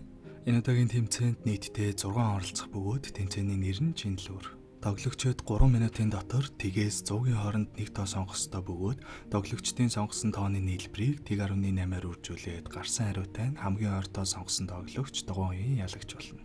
Ялагчаас босоод бүх тоглогч хасах нэг оноо авах бөгөөд энэ мэтээр явсаар аваад хасах 10 оноотой болсон нь тоглоомоос хасагдана. Гэхдээ хүн хасагдах болгонд шин дүрм нэмэгдэх бөгөөд нэг нэгээрээ хасагдсаар байгаа хамгийн сүүлд үлдсэн цорын ганц нэг хүн ялагч болно. За ингээд тоглоомч удалгүй эхлэх бөгөөд эхний 10 үе дуусах үед хоёр оролцогч нэг ч удаа ялж чадлагүй байсаар байгаад толгой дээрээсээ хүүхний хүчил хасгуулж өгдөг. Ингэснээр Жишия дөрвөлжингийн ноён хоёроос гадна нэг эмэгтэйгээд нийтдээ 3 тоглогч үлддэг. Мөн дээрээс нь 2 тоглогч хасагдсан учраас 2 шин дүрм нэмэгдэх бөгөөд эхнийх нь тоглогчид ижил тоо сонгуул шууд ялагдсан тооцоож нэг оноос нь хоёр дахь нь дундаж тоог яг зөв таах юм бол ялхаас гадна 2 оноо нэмж өрсөлдөгчдөөсөө 2 оноо асуулна. Шин дүрмтэй болсноос хойш эхний тоглолтод 3 тоглогч маань гуруула тхийг сонгосноор бүгдээрээ нэг оноо асуулж Жишия маань хасах 9 оноотой буюу нэг ч ялгдах хэрэггүй болдог. Гэхдээ л Жишия шүү дээ. Дараагийн үе дээр яг зөв хариу тааснаар 2 оноо нэмж аваа зогсохгүй. Эмэгтэй тоглогч маань хасах 8 оноотой байсан учраас харамсалтайгаар шууд хасахар болоод тоглоомоос хасагддаг. Яаж зөв тоог нь таачхав гэсэн чинь зүгээр л хэтэрхий ухаантай болохоор Жишия маань өрсөлдөгчийнхөө гаргах тоог нь дамаглаж бодсоор аваад яг зөв тоог нь таачсан юм байна лээ. Ингэснээр хоёрхан тоглогч үлдэх бөгөөд ер нь бол манай хоёр өрсөлдөхөөс илүү хүний амнаас амьдрах үнцний талаар хоорондоо ярилцдаг. Дөрвөлжингийн ноён өмнөх амьдралдаа хуульч байсан бөгөөд хүчтэй талд нь үйлчлээд хүчгүйг нь өхөл рүү түлхэх шийдвэр гаргаж байсан буюу нэг үгээр өөрөө шударгасны төлөө байх ёстой мөртлөө өөрийнхөө үзэл бодлын эсрэг амьдарч байсандаа гимсээр ирсэн юм байна лээ. Харин Жишия маань хүчтэй хүчгүйгээж ялгалгүй шударгасны тоолд баттай зогсно гэсэн үзэл бодолтойг нь мэдснээр өөрөөс нь илүү амьдрах үнцэнтэй хүн гэж үзээд албаар ялагдсанаар энэ удаагийн тоглоом дуусдаг. За үүний дараагаар Анкуйны хоёр маань нэг тэмцээн дээр тааралдах бөгөөд тэмцээнээ ч амжилттай ялдаг. Ингэснээр эцэст нь Гэлийн ноён болон Бондын хатан гэсэн хоёрхан даалгавар үлддэг. Юмс дуусах төхөж байгаа болохоор тоглогчид ч гэсэн хотыг бараадж эхэлсэн бөгөөд зөв зүгээр явж байгаа Арисуу болон Жишия хоёр хотын төв тааралцдаг. Яг сайхан уулзалтад л буу алах гэж байтал гинт Жишия маань буудуулчихсан тэр. Нирагийн түүнийг буудсан бөгөөд албаар шууд амин цэгийг нь онолгүй шархтгаар газарт нь буудсан юм байна лээ. Шалтгаан нь шууд өхүүлбэл сонирхолгүйгээд ирж бөөгснөө гурлаа өвлийн тоглоом тоглолцгоё гээд хүчээр оролцуулах гэтэл манай Арисуу ч угаасаа гол дүрийн болохлээрээ дахиж өөрийнхөө төлөө тулдахгүй энэ төр гэж сүртэй юмараад уг нь хөөхөн тайвшруулад байж байтал усаагийн гарч ирснээр өнөө Нирагийн чинь шууд ална гэж тайрхан тодорхой болохоор Арисуу маань аргагүй хэрхэн дүрсөж Нирагийг буудаж зогсоодог. Гэхдээ харамсалтай Нирагийг буудуулахаас өмнө усаагийн руу буудаж амтсан бөгөөд энэ сумыг нь манай Жишия урдуур нь ороод хаачсан байдаг. Яг хуучны Жишия байсан бол дахиад дагаад хизээч юм сонголт хийхгүй байсан ч Арисуу дөрвөлжингийн ноён гих мэт хүмүүс манай хүнд нэлээд хүчтэй нөлөөлж баг багаар өөрчлөгдсөөр эцэст нь бусдын төлөө амиа өгөх хэмжээний сэтгэлээ дагдаг хүн болсон байдаг. Ядж яхад яг энэ үеэр нь Гэлийн ноёнд арилт хийх бөгөөд нөгөө хоёрыг хальт нууж орхичоод цаашаа зүхтааж аваад Анкуйны хоёртоо даалддаг. За тэгээд хуучны хэд маань хэлж аваад чадлаараа Гэлийн ноёнтой үзэлцэж байтал нэмэгдээд Аканаг үний хоёр хүртэл манай хэдтэй нэгддэг. Манай хэд өөртөөгөө зэвсгнүүдэд бүртгээд үзтэл Жишиягийн хийж байсан жижигхэн гар бөмбөг нь Куйнад байх бөгөөд тэрэн дээр нь тулгуурлан төлөлгөө гаргахаар шийддэг. Анхнаасаа хуурах зориултаар хийж байсан жижиг бөмбөг учраас тийм ч их хохирол учруулж чадахгүй ч хангалттай их газ авах юм бол сайн бөмбөг болж чадах юм байлээ. Тэдний угаа газрын урдхан талд нь дэлгүүр байгаа бөгөөд тэнтэн зарагддаг газнуудыг нэг өрөөнд чахаж яваад өргөтөж авчираад дэлбэлэхээр төлөвлөдөг. Арисын өмнө төрүүлж очоод өрөө газар дүүргэн харин үлдсэн хэд нь гэлийн оёныг өргөтөж авчирхээр болдог. Гэхдээ харамсалтай нь тулааны үеэр аан маань амирчдэж үлдсэн хэд маань нэлээд хүн чарахтан байж арай хийж нэгэн гэлийн оёныг ялж чаддаг. За ингэснээр эцэст нь нийгэм сүүлчийн тоглоом буюу Бундын хадны тэмцээнд Арисын усагийн хоёр маань оролцохоор боллоо. Яг сүүлийн тэмцээн маань нэгэн эсрэг нэг юм байна лээ. Арисын өмнө оролцохоор болоод усагийн болохоор хажууд нь хануулаад явдаг. За сүүлийн тоглоомын нэр нь болохоор Крокет. Тоглоомыг нийтдээ 3 үе тоглох бөгөөд тоглоомд хэн ялахын чухал биш, ердөө дуусгахад л болно. Гол нь тоглоомыг дуусгах чадлагүй дундаас нь бууж өгөх юм бол ялагдах юм байна лээ. За тэгээ удалгүй тоглоомж эхлэх бөгөөд эхний үед таатан ялж, хоёр дахь үед Арисын өмнө ялдаг. Гэтэл 3 дахь үе рүү орохоос өмнө түр завсарлаа цай ууцгай гих бөгөөд цай ууж ярилцсангаа тоглоомыг дуусгавал юу болох талаар асуудал хатан бүх хүнийг хэлж өгдөг. Дэлхий дээр манай хэдийн амьдарч байсан цаг үеэс хойш аль хэдийн 1000 жил өнгөрсөн бөгөөд хүн төрөлхтөн шинжлэх ухааны хүчээр бүх асуудлаа шийдээд эцэст нь бараг л мөнгө амьдрах боломжтой төгс биетэй болж чадсан юм байна лээ. За тэгээд дэлхийн сөөрөл эсвэл үхэл мэтийн зөвлөөс огт авах шаардлагагүй болсон хүмүүс амьдрах утга учраа алдаж эхэлсэн бөгөөд эцэст нь виртуал ертөнцөөр дамжуулан энэ цаг үе дээр амь өрсөн тоглоом тоглох нь хамгийн сонирхолтой зүйл нь болж хувирсан байдаг. Нэг үгээр бол энд байгаа хүмүүс бүгдээрээ виртуалаар тоглоомонд оролцож байгаа бөгөөд тоглоомондоо хэд авцснаас болоод жинхэнэ ертөнцөө мартчихсан гэд амар сүртэй зүйл ярьж ирсэн аа. Заац тоглосон юм уу? Харийнхан дайраад хүн төрөлхтний ой санамжийг нь харчиж хаяад хүчээр тоглоомонд оролцож байгаа гэдэл учир нь ойлгохдохгүй зүйл ярьж эхэлдэг. Дээрээс нь чиний найзуудтайгаа тоглосон тоглоомыг би зохиож та хэдийг хооронд чинь алдцуулсан гэж бүр дургууг нь өргөх бөгөөд Арисын өмнө уурандаа яг буудах гэж байснаа эцдээ энэ бүхэн түүний төлөвлөгөө гэдгийг анзаараад төвчиж чаддаг. Гол нь Арисүгийн уурыг хөргөж байгаад өөрийгөө алуулах зорилготой бөгөөд хэрвээ нэг тоглогч нь өвчих юм бол тоглоом хизээш дуусах боломжгүй буюу манай хэд ялагдаад дуусна гэсэн үг. Гэхдээ энэ санааг нь Арисын өмнө анзаарснаар цааш даваадлаа ярих боломжгүй болж Бундын хатан эцэст нь манай хүнд жинхэнэ үннийг нь хэлж өгдөг. Харийнхан ирээд хүмүүсээр тоглоом тоглуулж байгаа гэж бодоход Арис шиг дундаж нэгэн энэ хүртэл явна гэдэг угаасаа боломжгүй. Энэ ертөнцид болж буй бүх зүйлс зүгээр л манай Арисүгийн толгой дотор нөрнөж буй өөрийнх нь төсөөлнөөсөн болохоор л энэ хүртэл явж чадсан гэсэн үг. За яг үнэндээ юу болсон гэсэн чинь энэ бүхэн эхэлдэг өдөр Арисү маань хоёр найзтайгаа зам гарч явах үед хоёр найз нь машинд хариулаад үүд болчихсон юм байна лээ. Мэдээж найзуудыгаа нүдэн дээр алдсан нь манай хүнийг маш хүчтэй цочролд оруулсан бөгөөд үнэнтэй эвлэр чадлагүй өөрийнхөө төсөөлөлд найзуудтайгаа хамт тоглоомонд оролцож амьд мэтэр төсөөлөөд нэгэсэндээ галзуурчихсан гэсэн үг. Харин Бундын хатан бол Арисүг дааж авсан эмчин бөгөөд эцэст нь манай хүн жинхэнэ үнэнтэй нүр тулж буй нэ.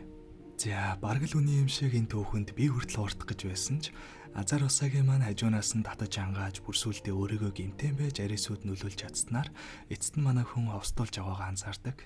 Юм ярангаа ууж байсан нөгөө цайн нэг тийм ховсдог чадвартай л байсан юм шиг байлээ. Тэгээд тэр нөлөөлөөд манай хүн бараг л хууртаа тоглоомоо дуусгах гэж байсан ч эцэст нь усагигийн ачаар сэргээд тоглоомоо үргэлжлүүлэхээр болдог. Усагигийн энэ их хичээл зүтгэлийг хараад сэтгэл нь хөдөлсөн үү? Эсвэл угаасаа эцсийн арга нь бүтлгүйтсэн болоод ч тэрөө Бундын хатанч дахиж зайлаа шиглэлгүй тоглоомоо үргэлжлүүлж тоглосоор эцэст нь хатны ялалтаар тоглоом дуусдаг. Эцэст нь тоглоомоо дундаас нь орхилгүй эцсийг нь үзэж Арис өмнө ялснаар бүх тоглоом дуусаж амьд үлдсэн тоглогчдод энэ улсад үрдүүлдэх үү эсвэл эндээс явах уу гэсэн сонголт ирдэг. Мэдээж энэ саналаас нь амьд үлдсэн манай хэд бүгдээрээ л дуу нэгтэйгээр татгалздаг. Үүний дараагаар зураглал солигдож эхлэлийн үе рүү шилждэг. Арисын өмнө хоёр найзтайгаа зам гарч явах үед Усаги, Нираги, Чишия, Аан, Куина гэдэл ер нь манай хэд бүгдээрээ л тэр авд явж таарсан юм лээ. Гэтэл яг тэр авд нь солир ирж мөргөлдснөөс болоод нэлийн том осол гардаг. Харамсалтай нь энэ ослоор Арисүгийн хоёр найз нь өөд болсон бөгөөд Арисү маань ч гэсэн 1 минут орчим зүрхэн зогсоод зэрэгсэн гэж дүүн хэлдэг. 1 минут гэхэд хэтэрхий удаан шаал уур газарт байсан юм шиг санагдаж байна гэж Арисүгийн хэлж байгаагаас нь үзвэл тэр 1 минутанд л энэ бүх үйл явдал болсон юм шиг байгаа. Ер нь бол солирын дайралтанд өртсөн хүмүүс нь нөгөө ертөнцийн тоглогчд байсан бөгөөд тэндээ өгсөн хүмүүс нь ч гэсэн энэ ертөнцийн солирын дайралтнаас олж өгсөн юм байна лээ. Гэхдээ Азар Аан маань арай өхөөг байсан юм шиг байна лээ. Жинхэнэ ертөнцийн нэлээд хүн хаалгааны дараа мэдүүлдэж чаддаг. Эцэст нь гэхэд манай хэд энэ ертөнцид нэгээ танихгүй ч гэсэн Арисын маань Усагиг анхаарангуудаа л дурсамжин сэдрээд татагдсан уу? Эсвэл учрах ёстой хүмүүс учирдаг гэдэг нь болсон уу яасан? Ямар тач хөөрхөн яриа өдөөд танилцаж яваар кино манд дуустдаг. За хамгийн сүүлд манай жинхэнэ ертөнцид ирснээс хойш нэлээдгүй хугацаа өнгөрсөн бөгөөд солирын дайралтанд өртсөн хүмүүсээс судалгаа авч адил төстэй зүйл байгаа эсхийг нь шалгаж буй зураглалаар кино манд эхэлдэг. Уг нь бол зүгээр л солирын дайралт буюу байгалийн гамшигт үзэгдэлд өртсөн хүмүүс ч гэсэн ихэнх нь солиод харсан эсвэл амнасаа дэнчин тавьж тоглоом тоглосон гэх төстэй зүйлс ярьж байгаа нь Мацуяма гэх багшийн анхаарлыг нэлээд татдаг. За энэ Мацуяма болохоор их сургуулийн багш бөгөөд эртнээс л өвлийн дараах амьдрал байдаг эсхийг сонирхож нэлээд судалж ирсэн юм байна лээ. Тэгээ энэ солирын хэрэг дээр цагдаа нартай хамтарч ажиллаж байгаа бөгөөд тохирогчдоос ярилцлага авч байх үедээ манай Арису болон Усаги хоёртой танилцдаг. Гиснээс манай хоёр гэрлээд бүр эхнэр нөхрүүд болчихсон юм байна лээ. Бас нэрээ солирын дайралтад өртсөн хүмүүс тоглоом тоглосон гэдгээ бүдэг бодог зүуд мэдл санаж байгаа бөгөөд хин ч яг нэрээ санахгүй байгаа. Тиймээс манай хоёр анх удаа л имлэг дээр уулзаж танилцаад нэг нэгэндээ татагдаж нийлсэн гэсэн үг. Аргагүй л заяаны осоод. За манайд ч яг ингэсгээд л энгийн амьдралдаа орчихсон нөгөө ертөнцид болсон зүйлсийг нэг их тоохгүй явж байгаа бол Мацуяма багшийн хувьд энэ нь өдрийн бодол шөнийн зөөдл гэсэн үг. Насаараа бодож судалж ирсэн зүйл нь ингээд үнэн байж магадгүй гэсэн нэлээд том сэжвэр гараад ирчихсэн болохоор улам гүн рүү норж явсаар нэг нууцлаг уулзалтад очихоор болдог. За тэгэхээр удалгүй нөгөө уулзалтанд нь яваад очтол хэсэг хүмүүс суулжчихсан байх бөгөөд нэг хүн гарч ирээд тэднийг тоглоом тоглохыг хүрдэг. Тоглоомын дүрм нь болохоор ээлжээр хажуугийн юунасаа нэг үзүр соглох хэрэгтэй бөгөөд суулж явах явцдаа хос үзүртэй болох юм бол түүнийгээ газар таяна. Энэ мэтэр та ижил үзүр бүрдүүлж газар таясаар байгаад ямар ч модгүй болох юм бол ялагдана. Мэдээж эсрэгээрээ Жокер буюу сондгоо матыг гартаа орж үлдсэн цорын ганц хүн л ялагч болно. За тэгээд дүрм танилцуулж дуусаагүй байхад эхнээсээ ялагдагч тодорч эхлэх бөгөөд хэрв та ялагдах юм бол шууд өөхөх ёстой гэдгийг нэгэн тэгэлснийхаа дараа л манай хэд мэдэж авдаг. Мэдээж нэгэн тэгэлсэн бол дундаас нь болж болохгүй. За тэгтээ энэ тоглоом бол ганц л хүн ялна гэхлээр угаасаа ойлгомжтой нэг их удалгүй Мацуямагийн алтаар өндөрлөдөг. Хамгийн гол нь энэ тоглоомонд ялсан хүний шагнал нь үхэл амьдралын заагийг мэдрэх эрх буюу манай эдийн байсан тэр ертөнц рүү явах юм байна лээ. Мацуямагийн хувьд ингээд насаараа хайж мөрөөдөж ирсэн зүйлээ өөрийн нүдээр үзэх боломжтой болж байгаа нь энэ. Харин нөгөө талд Арису маань сэтгэл зүйн зөвлөгөө өгдөг газар ажиллаж байгаа бөгөөд гэнтэл нэг өдөр түүнтэй уулзгаар хаана өрөөд ирдэг.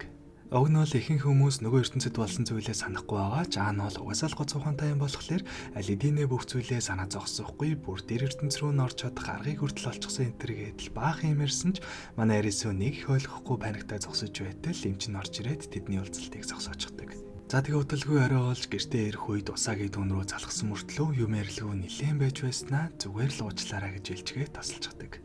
Зөв зөвөрөөсөн хүн гин тийм сонин үйлдэл гаргаж байгаа тагчиг болчихсон болохоор Арисуч санаан зовоо цагдаад хандтал хамгийн сүүлд нэг буудалд Мацуяматай уулзсан төрсийг нь илрүүлж чаддаг.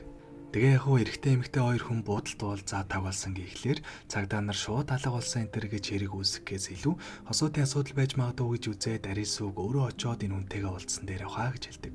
За тэгээ нөгөө Мацуяматай уулзах гэж зургал дээр нь иртэл нөгөөх нь ч гэсэн зурггүй алга болчихсон бөгөөд өрөөгн шалгаад үзтэл Усаги өөрөө ирж түүнтэй уулзаж байсан гэдгийг нь мэдэж авдаг. За ингээд ер нь бол Мацуяматай ямар нэгэн байдлаар холбоотой гэдгийг нь мэдчихээд боцож байтал гинт нэг хүн гарч ирснээ нөгөө ертөнцид хүрээд ирээ хамтдаа үжилдий. Угаасаа танаа ихнэр чинь ч гэсэн тэнд оччихсан байгаа гэд хүчрийн урилга өгчөөд яваадагдаг. За энэ хүн бол мэдээж нөгөө ертөнцид жишээ ятаа хамт шоронгийн тоглоомонд орж ялсан баандаа бөгөөд хамгийн сүүлд бүх тоглоомыг ялж дуусаад хүмүүсээс жинхэнэ ертөнц рүүгөө буцгүй эсвэл эндээ үлдэх үү гэж асуухад тэнд хэрхэн болж үлдсэн гэдгийг нь санаж байгаа.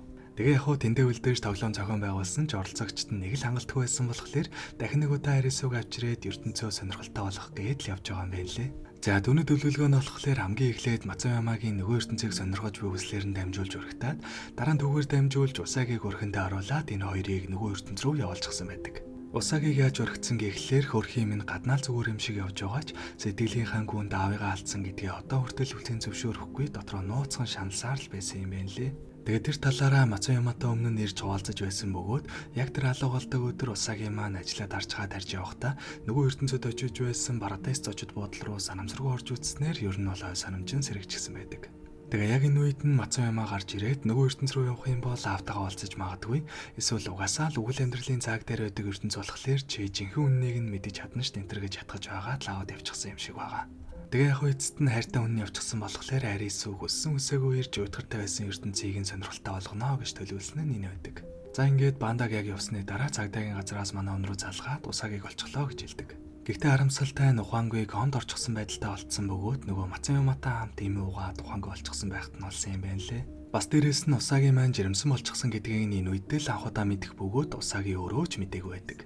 Үүнээс гадна тэдний эцүүс дотроос бандаг яварлаг гарч ирснээр нэрэл нөгөө ертөнц рүү явсан юм байна гэдэгт итгэхээс өөр аргагүй болж байгаа юм л да. За тэгээд тэр ертөнц рүү бүр ихнэр нь ганцаараач биш хүүхдтэй хамт явчихсан болохоор яалтчгүй л араас нь явах оролдог. Гэхдээ цагдаа нарт энэ талаар хэллээгээд ойлгохгүй болохоор зорын ганц хандаж болох хүн буюу Аантай очиж уулзахаар шийддэг. За тэгээ явж очиод бүх учраа хэлтэл угаасаа Аан хамгийн сайн ойлгож байгаа болохоор шууд л зөвшөөрлгүй яах вэ? За нөгөө ертөнц рүү явах арга нь хагас өхлийн байдалд очих буюу коми байдалд орох үедээ л тэр ертөнц рүү нэвтэрдэг юм байна лээ. Тэгээ энийг нь яах вэ? Аан зүгээр л Ааны болохоор олоод мэдчихсэн байж таараад манай хүнд нэг тариа тарьж зүрхийг нь аль зогсоосноор ингээд эцэст нь нөгөө ертөнц рүүгээ ирж чаддаг. За тэгээд нэгэн талын дээр ч гэсэн юм чинь мэдээж ойлгомжтой шууд л манай хүнийг эхний тоглоом нь хүлээж байлгүй яах вэ? За энэ удаагийн тоглоомын нэр бол мэрэг. Сүм цугласан хүмүүс нэг нэгээрээ өөрсдийгөө мэрэглүүлэх бөгөөд хэр азтай байхаас нь хамаарат хүн болгоноос өөрөөр асуултууд асуугдана. Жишээ нь эхний хүн маш сайн азтай байсан учраас түүнээс бүр асуулт ч асуудаггүй. Харин дараагийн хүн сайн азтай байсан болохоор хөнхөө математикийн бодлого таардаг. Бас нэрээ нэг жижигхэн нэмэлт өрнөтэй бөгөөд асуултнуудаа 1 минутын дотор багтаж хариулах ёстой. Мөн дээрээс нь бүх асуултын хариулт нь тоотой хамааралтай бөгөөд хэрвээ та зөв хариулах юм бол мэдээж танд ямар нэгэн муу зүйл болохгүй. Харин буруу хариулвал зөв хариултнаас хэрэг зөрсөн байна яг дүүнтэн тэнцэх хэмжээний тоогоор галцсамаар харвна. Амархан байгааз. За тэгээ хүмүүс алдах нь алдаад галцсамаар харуулж нэлээд хэдэн хүн амиа алдсаар эцэст нь манай Арису хамгийн сүлд мэргэлүүлтэл маш муу аз гараад ирдэг. Асуулт нь болохоор дэлхийн хүн ам яг одоогийн байдлаар хэд байгаа вэ гэдэг асуултанд манай хүн 100 саяар зөрүүлж хариулснаар ингээд 100 сая сумнаас болтох шаардлагатай болдог. Ер нь бол угаасаа амьд гарах боломжгүй л те. Гэхдээ л манай Арисиум хойно бүх хүмүүсийн мэргийг эхнээс нь сайн анзаарч байсан бөгөөд бүгдд нь тодорхой хэмжээний зөв чигийн мэдээлэл өгж байсан юм байна лээ. За тэгээд бүх мэргийг нь хөөж бодсоор байгаад хамгийн ихэнд мэргэлүүлсэн хүний маш сайн Азийн зөв чигийг заасан газарт нь яваад очтол тэнд нь нууж байж таарснаар ингээд нэлээд хэдэн хүмүүс энэ тоглоомоос амьд үлдэж чаддаг. Үүний дараа манай талт амсгийнгээ танилцаад жаал ярилцаад үзтэл бүгдээрээ өмнө нь нэг удаа өвлийн ирмэгт ирж байсан буюу энд ирж өвлийн тоглоом тоглож үзсэн хүмүүс байж таардаг. Нөгөө банда чинь уудсандаа өмнөх тоглогчдоос л нэг баахан хүмүүс авчирсан юм шиг байгаа. За ингэснээр энэ хэд маань хөөрхөн баг болж аваад маргааш нь дараагийн тоглоом руугаа явцгаадаг. Бас нэр энэ удаа болохоор өмнөх үеэс арай өөр буюу ямар ч үзрийн тоглоом гэж байхгүй. Бүх тоглоом нь цаанаасаа сонгогдно. Дээрээс нь бас амьдрах хугацаа энэ гэсэн юм бол байхгүй. Нэг тоглоом дуусах үед дараагийн тоглоомын цаг нь зарлагдана. Энэ мэтэр явсаар байгаад л эцэст нь жокертол тулах юм шиг байна лээ. Тэгээд ч угаасаа тоглоомын дүрмийг дагахгүй эсвэл тоглоомонд оролцохоос зогдох юм бол юу болохыг манай хэд бүгдээрээ мэдж байгаа болохоор нэг их бодлогүй зүгээр л тоглоомонд ялахтаа л төвлөрцгөөдөг. За тэгээ явсаар байгаа дараагийн тоглоомонд ирэх үед манай эдтэй адилхан өөр тоглоомонд ялаад энд ирсэн багуудтай хамт өрсөлдөх нэлээд том тоглоом хүлээж байдаг. Тоглоомын дүрм нь болохоор хүн болгонд 7 ширхэг хөзөр тараагдана. Тэдгээр үзэрнүүдийг ашиглан босод тоглогчдод нэгэн эсрэг нэг өрсөлдөх бөгөөд зөвхөн ижил өнгийн үзэрнүүдээ л ашиглах боломжтой. Тэгээ нэг үед ашигласан хөзрнүүдийн нийлбэрээр хэн том модтой нь ялагч болж нөгөөнөөсөө нэг үзэр авна. Энэ мэтэр явсаар хөзрөг болсон тоглогч ялагдаж өгнө. За гэхдээ энэ дүрм бол нэг их чухал биш бөгөөд одоо хамгийн чухал дүрмийг нь танилцуулъя. Хөзрнүүд донд 3 ширхэг онцгой үзэр байгаа бөгөөд эхнийх нь зомби үзэр. Энэ үзэр нь баг тус бүрт 1 ширхэг буюу 4 баг оролцож байгаа болохоор нийтдээ 4 ширхэг зомби үзэр байгаа гэсэн үг. Зомби үзэр бол том жижигээс үл хамааран нөгөө үнэ ялаа зогсоохгүй өөр шиг айдалхан зомби болгож хувирах чадвартай. Тэгвэл эсрэгээрээ нөгөө талд нь зомби үржихээс сэргийлэх боломжтой үзэр буюу шотган үзэр гэж байгаа. Энэ үзэр нь зомбиг олж алах боломжтой үзэр бөгөөд бүх тоглогчдод тарагдах хэдий ч нэг удаа л ашиглах боломжтой. Юу юугүй зомби болсон хүнийг ална гэхлээр жаахан аргас арга гэж бодож байвал танд 3 дахь үзрийг танилцуулъя. Энэ бол вакцины үзэр. Мэдээж ойлгомжтой яг л нэр шигээ зомби гэж бодсон хүн дээр ашиглах юм бол хүн болгож хувиргана. Гэхдээ тоглогчдод рандомаар дарагдана. За тэгээд эдгээр үзэрнүүдийг ашиглан нийтдээ 20 үе тоглох ёстой бөгөөд тоглоомын эцэст хамгийн олон гишүүнтэй баг нь ялж нөгөө тал нь бүгдээрээ алуулна. Зомби бол хувирлгүй хөзрөөч гэсэн дуусгахчлгүй амжилттайгаар 20 үеийг давж чадсан ч нийт амьд үлдсэн хүмүүсийн ихэнх нь зомби болоод хувирчихсан байвал та ялагдаж өгнэ л гэсэн үг. Бас дээрэс нь үе бүр тоглох өрсөлдөгчөө сонгохдоо нөгөө хүнийхээ биед нь үр сонгох ёстой бөгөөд манай дууг нь бол баг дотроо эвтэй найртай тоглож байтал гинт өөрвагийн хүмүүс дайрж орж ирснээр хяналтгүй болчихдог. За ингээд яаж чууган тоглоомод авах вэ гэд байж байтал Рэй гих нэртэй нэг эмэгтэй манай эд дээр хурж ирээд тоглоомыг амжилттай давж чадах аргаа танилцуулдаг. За тэр арга нь болохоор хэрвээ бүлэг дотроо вакцины үзэрээ эзэмшиж буй хүнтэй байх юм бол бусад багийн хүмүүст тэрийгэ зарласнаар зомбинуудаас өөрсдийгөө сэргийлэх боломжтой болно. Бидэнд хангалттай вакцины үзэр байгаа учраас манай хүмүүсийн аль нэгийг нь зомби болгож хувиргасан ч бид нар тэр хүнээ шууд л эмчилж гэж чадна. Харин дараагийн үе дээр манай хүнийг хэн зомби болгож хувиргасныг нь мэдж байгаа болохоор тэр хүнийг ямар ч өршөөлгүйгээр очиж халнаа гэж зөрдүүлнэ. Ингэснээр өөрсдөө зомби болохоос хамгаалагдаад зогсоохгүй бусад хүмүүсийг ч өөрсдийн талдаа оруулаад бүх зүйлийг хяналтандаа оруулах боломжтой гэсэн үг. Дээрэс нь надад зомби карт болон вакцин карт хоёр хоёулаа болохоор хэрвээ би хэлсэнтэй хурж хүмүүсийг эмчлэхгүй бол намайг шуутлаалж болно гэж өөрийнхөө амийг дэнчин тавьснаар энэ саналыг манайд дэмжгэр болдог. За тэгээ энэ санааг нь бусад багуудад хэлтэл тэдэнд ч гэсэн таалагдсанаар нэлээд хэдэн үеийг аюулгүйгээр тоглож чаддаг. Гэхдээ тоглоом дуусах тохиод ирсэн чинь манай эдтэй нэгдсэн нөгөө багийнхан зомбинууд бидэнд мэддэгдэлгүйгээр тархачихсан байвал яана гэж хайгаад манай эдийн гаргасан төлөвлөгөөтөө нэгдээгүй бусад зомбинуудыг шууд алж эхэлдэг. Удалгүй тоглоом дуусах бүр төхөөд ирсэн чинь өөрсдийнхөө хамгаалтанд авч байгаад сүлд нь вакцин тарина гэсэн хүмүүсээ өртөл вакцин хүрэлцээгүй учраас алгаар шийддэг. Мэдээж тэдэн дундаас Рэй гээд нөгөө эмэгтэй чинь өөрийгөө зомби гэдгээ зарлаж байгаад энэ төлөвлөгөөг эхлүүлсэн учраас хамгийн түрүүнд түүнийг барьж аваад буутгаар олов. Гэсэн чинь энэ Рэй анханасаа зомби биш хүн байсан байж таардаг. Өөрийгөө сүртэй эрсдэлд оруулан байж амар төлөвлөгөө гаргалаа энэ гэсэн чинь яг үнэндээ хамгийн эрсдэлгүй хамгийн аюулгүй үнэл байсан юм байна лээ. За тэгээд яг нөгөө зомбинуудыг буудах тушаал өгөөдөөсөн эвгүй гартаа тоглосны дараагийн үед нь гинт манай Арисүү гарч ирээд Рейтэй тоглохоор болдог. Тэгсэн чинь юу болсон гэж манай Арисүү зомби болчихсон байж таараад Рейийг хувиргачихдаг.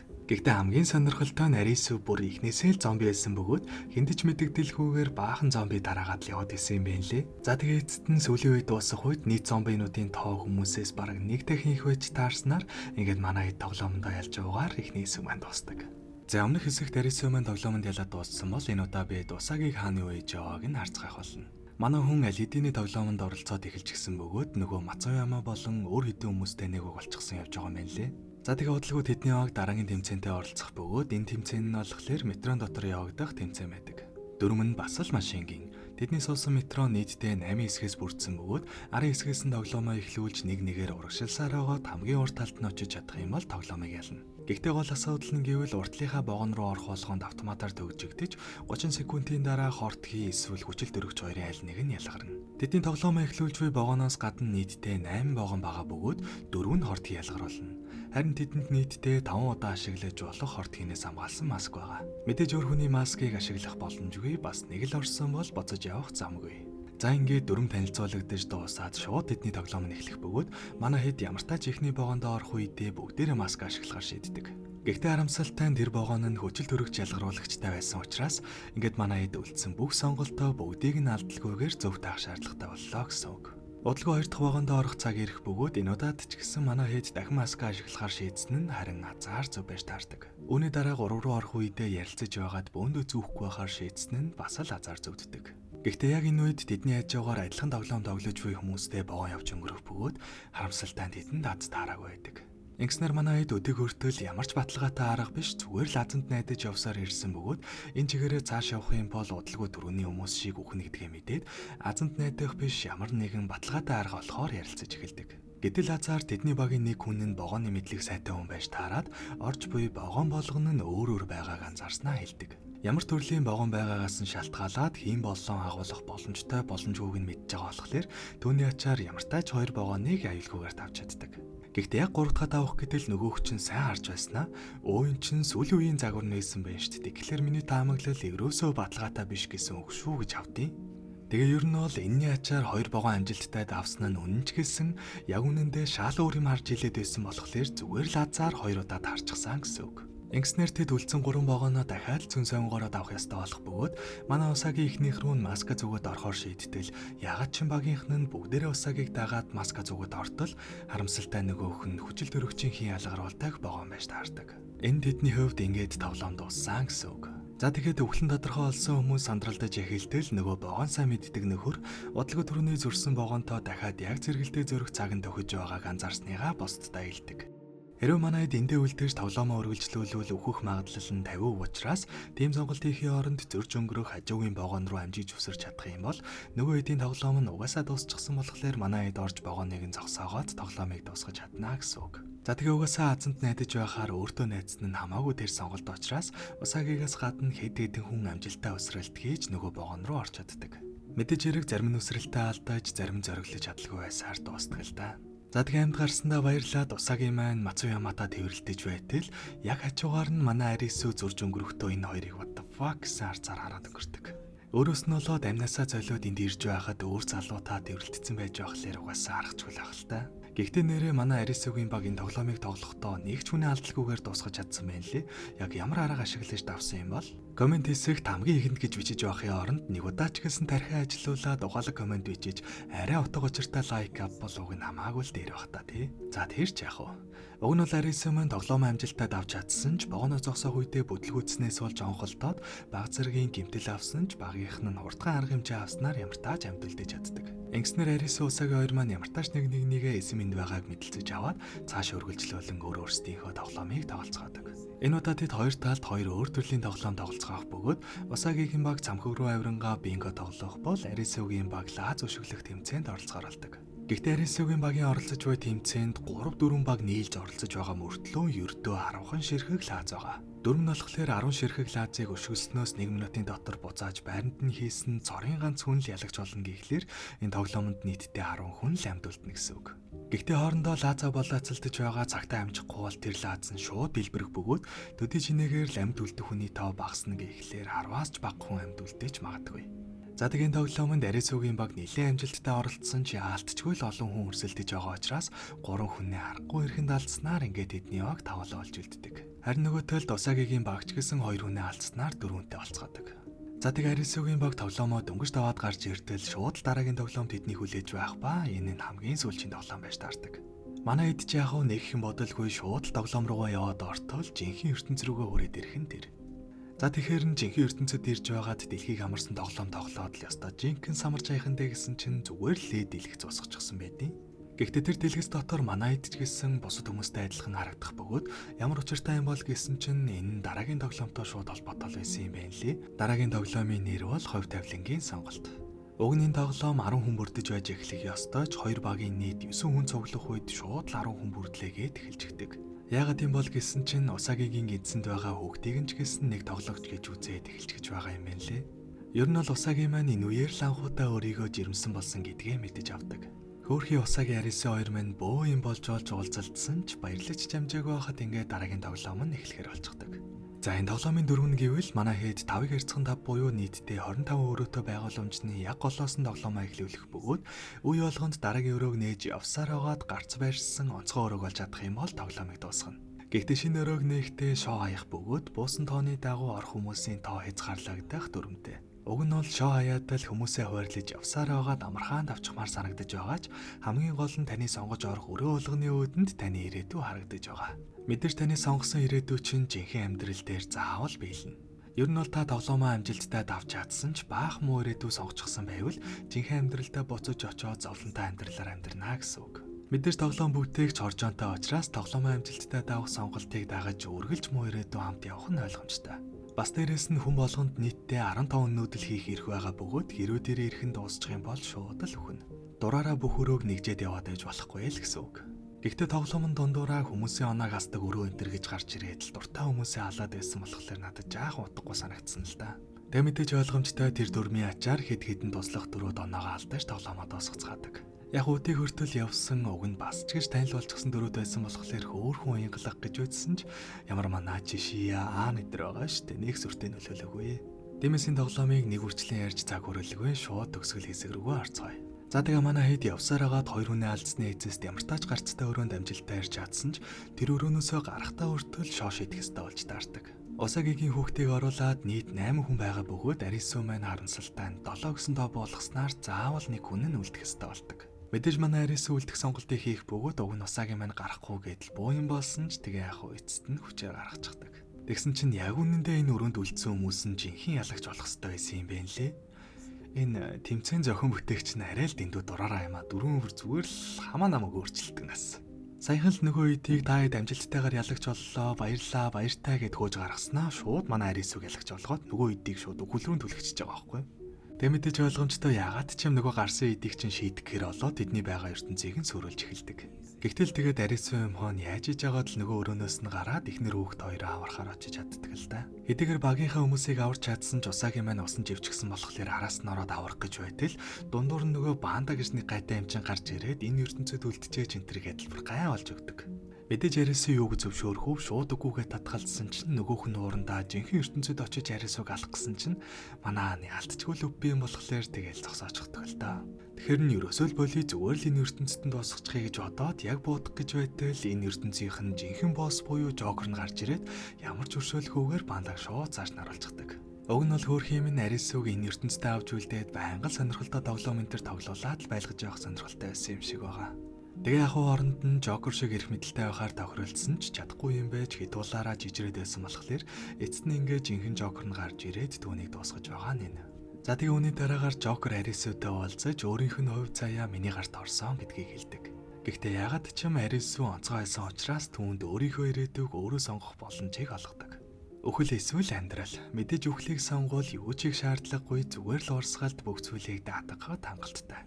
Харин амьдралыг сонгох юм бол хэцүү бэрхшээлтэй зам хүлээж байгаа гэдгийг хэлсэн ч Арису маань огтхон ч эргэлзэхгүйгээр амьдралыг сонгодог. За тэгээ энэ өвгөн уг нь бол яаж чарсан улаан цайм Жокер юм байж бас нэлээд бүрэн хийм ярьдаг л да. Нэг болохоор Жокер мөн ч юм шиг, биш ч юм шиг, энэ ертөнцийг бүтээсэн ч юм шиг, бүтээгээгүй ч юм шиг нэг баахан л толгой эргүүлсэн юм ярьдаг. Гэхдээ миний бодлоор энэ зүгээр л нэг хийх юм олж чадаад пүүр нэг өдчихсэн эрлэг илжил юм шиг байгаа. Тэгээ яг өглөө ирмэгт ирсэн хүмүүст нэг удаа боломж олгоод сонирхолтой тоглоом тоглоулдаг. Мэдээж ялах юм бол дахин амьдрын үгүй бол жинхнээсээ өхөн. Нэг иймэрхүү юм хийж өөрийгөө зогооцолдог юм шиг санагдсан. За тэр ч яг. Эцэст нь манай Арису амьдралыг сонгосноор Усагийг аврахаар үрийн ус руу орох бөгөөд замд нөгөө Мацуяма гарч ирж тусалснаар манай хоёр амьдулдаж чаддаг. Яг энэ Мацуяма дундуур нь манай Усагийг өхөл рүү хамт авч явна энэ төр гэдэл бөө юм болтгол доо. Гэхдээ нэг ач холбогдолгүй байсан болохоор тэг яг ярьсангүй. Яг манай Усагийг туслаад өөрөө амьд үлдэх боломж байсан ч тэгээд өөрийнхөө өсөлтөөр өхлийг сонгоод яваад өгдөг. Ингэснээр эцэст нь манай хоёр дахин нэг удаа өхлийн тоглоомноос амьд ирж чадах бөгөөд нэг хөдөлгөй буцаад хэвээ амьдралдаа орцгоосон байдаг. Мэдээж манай хоёроос гадна сүүлийн тоглоомноос амьд үлдсэн Эдман ч гэсэн ингийн амьдралдаа орчихсон ад жаргалтай явж байна харагддаг. Харин киноны төгсгөлд Арису маань эхний тоглоомноос амьд үлдсэн Эд буюу жинхэнэ нөгөө хуучны андууттайгаа халуун дотны яриа өрнүүлж буугаар кино манд дуусдаг. Заас тэгээд нэг иймэрхүү байлаа. Тэгээд эцэст нь бичлэг таалагдсан бол тартаг юмнуудаа дараараа дараагийн бичлэгээр уулзтлаа. Түр баяртай.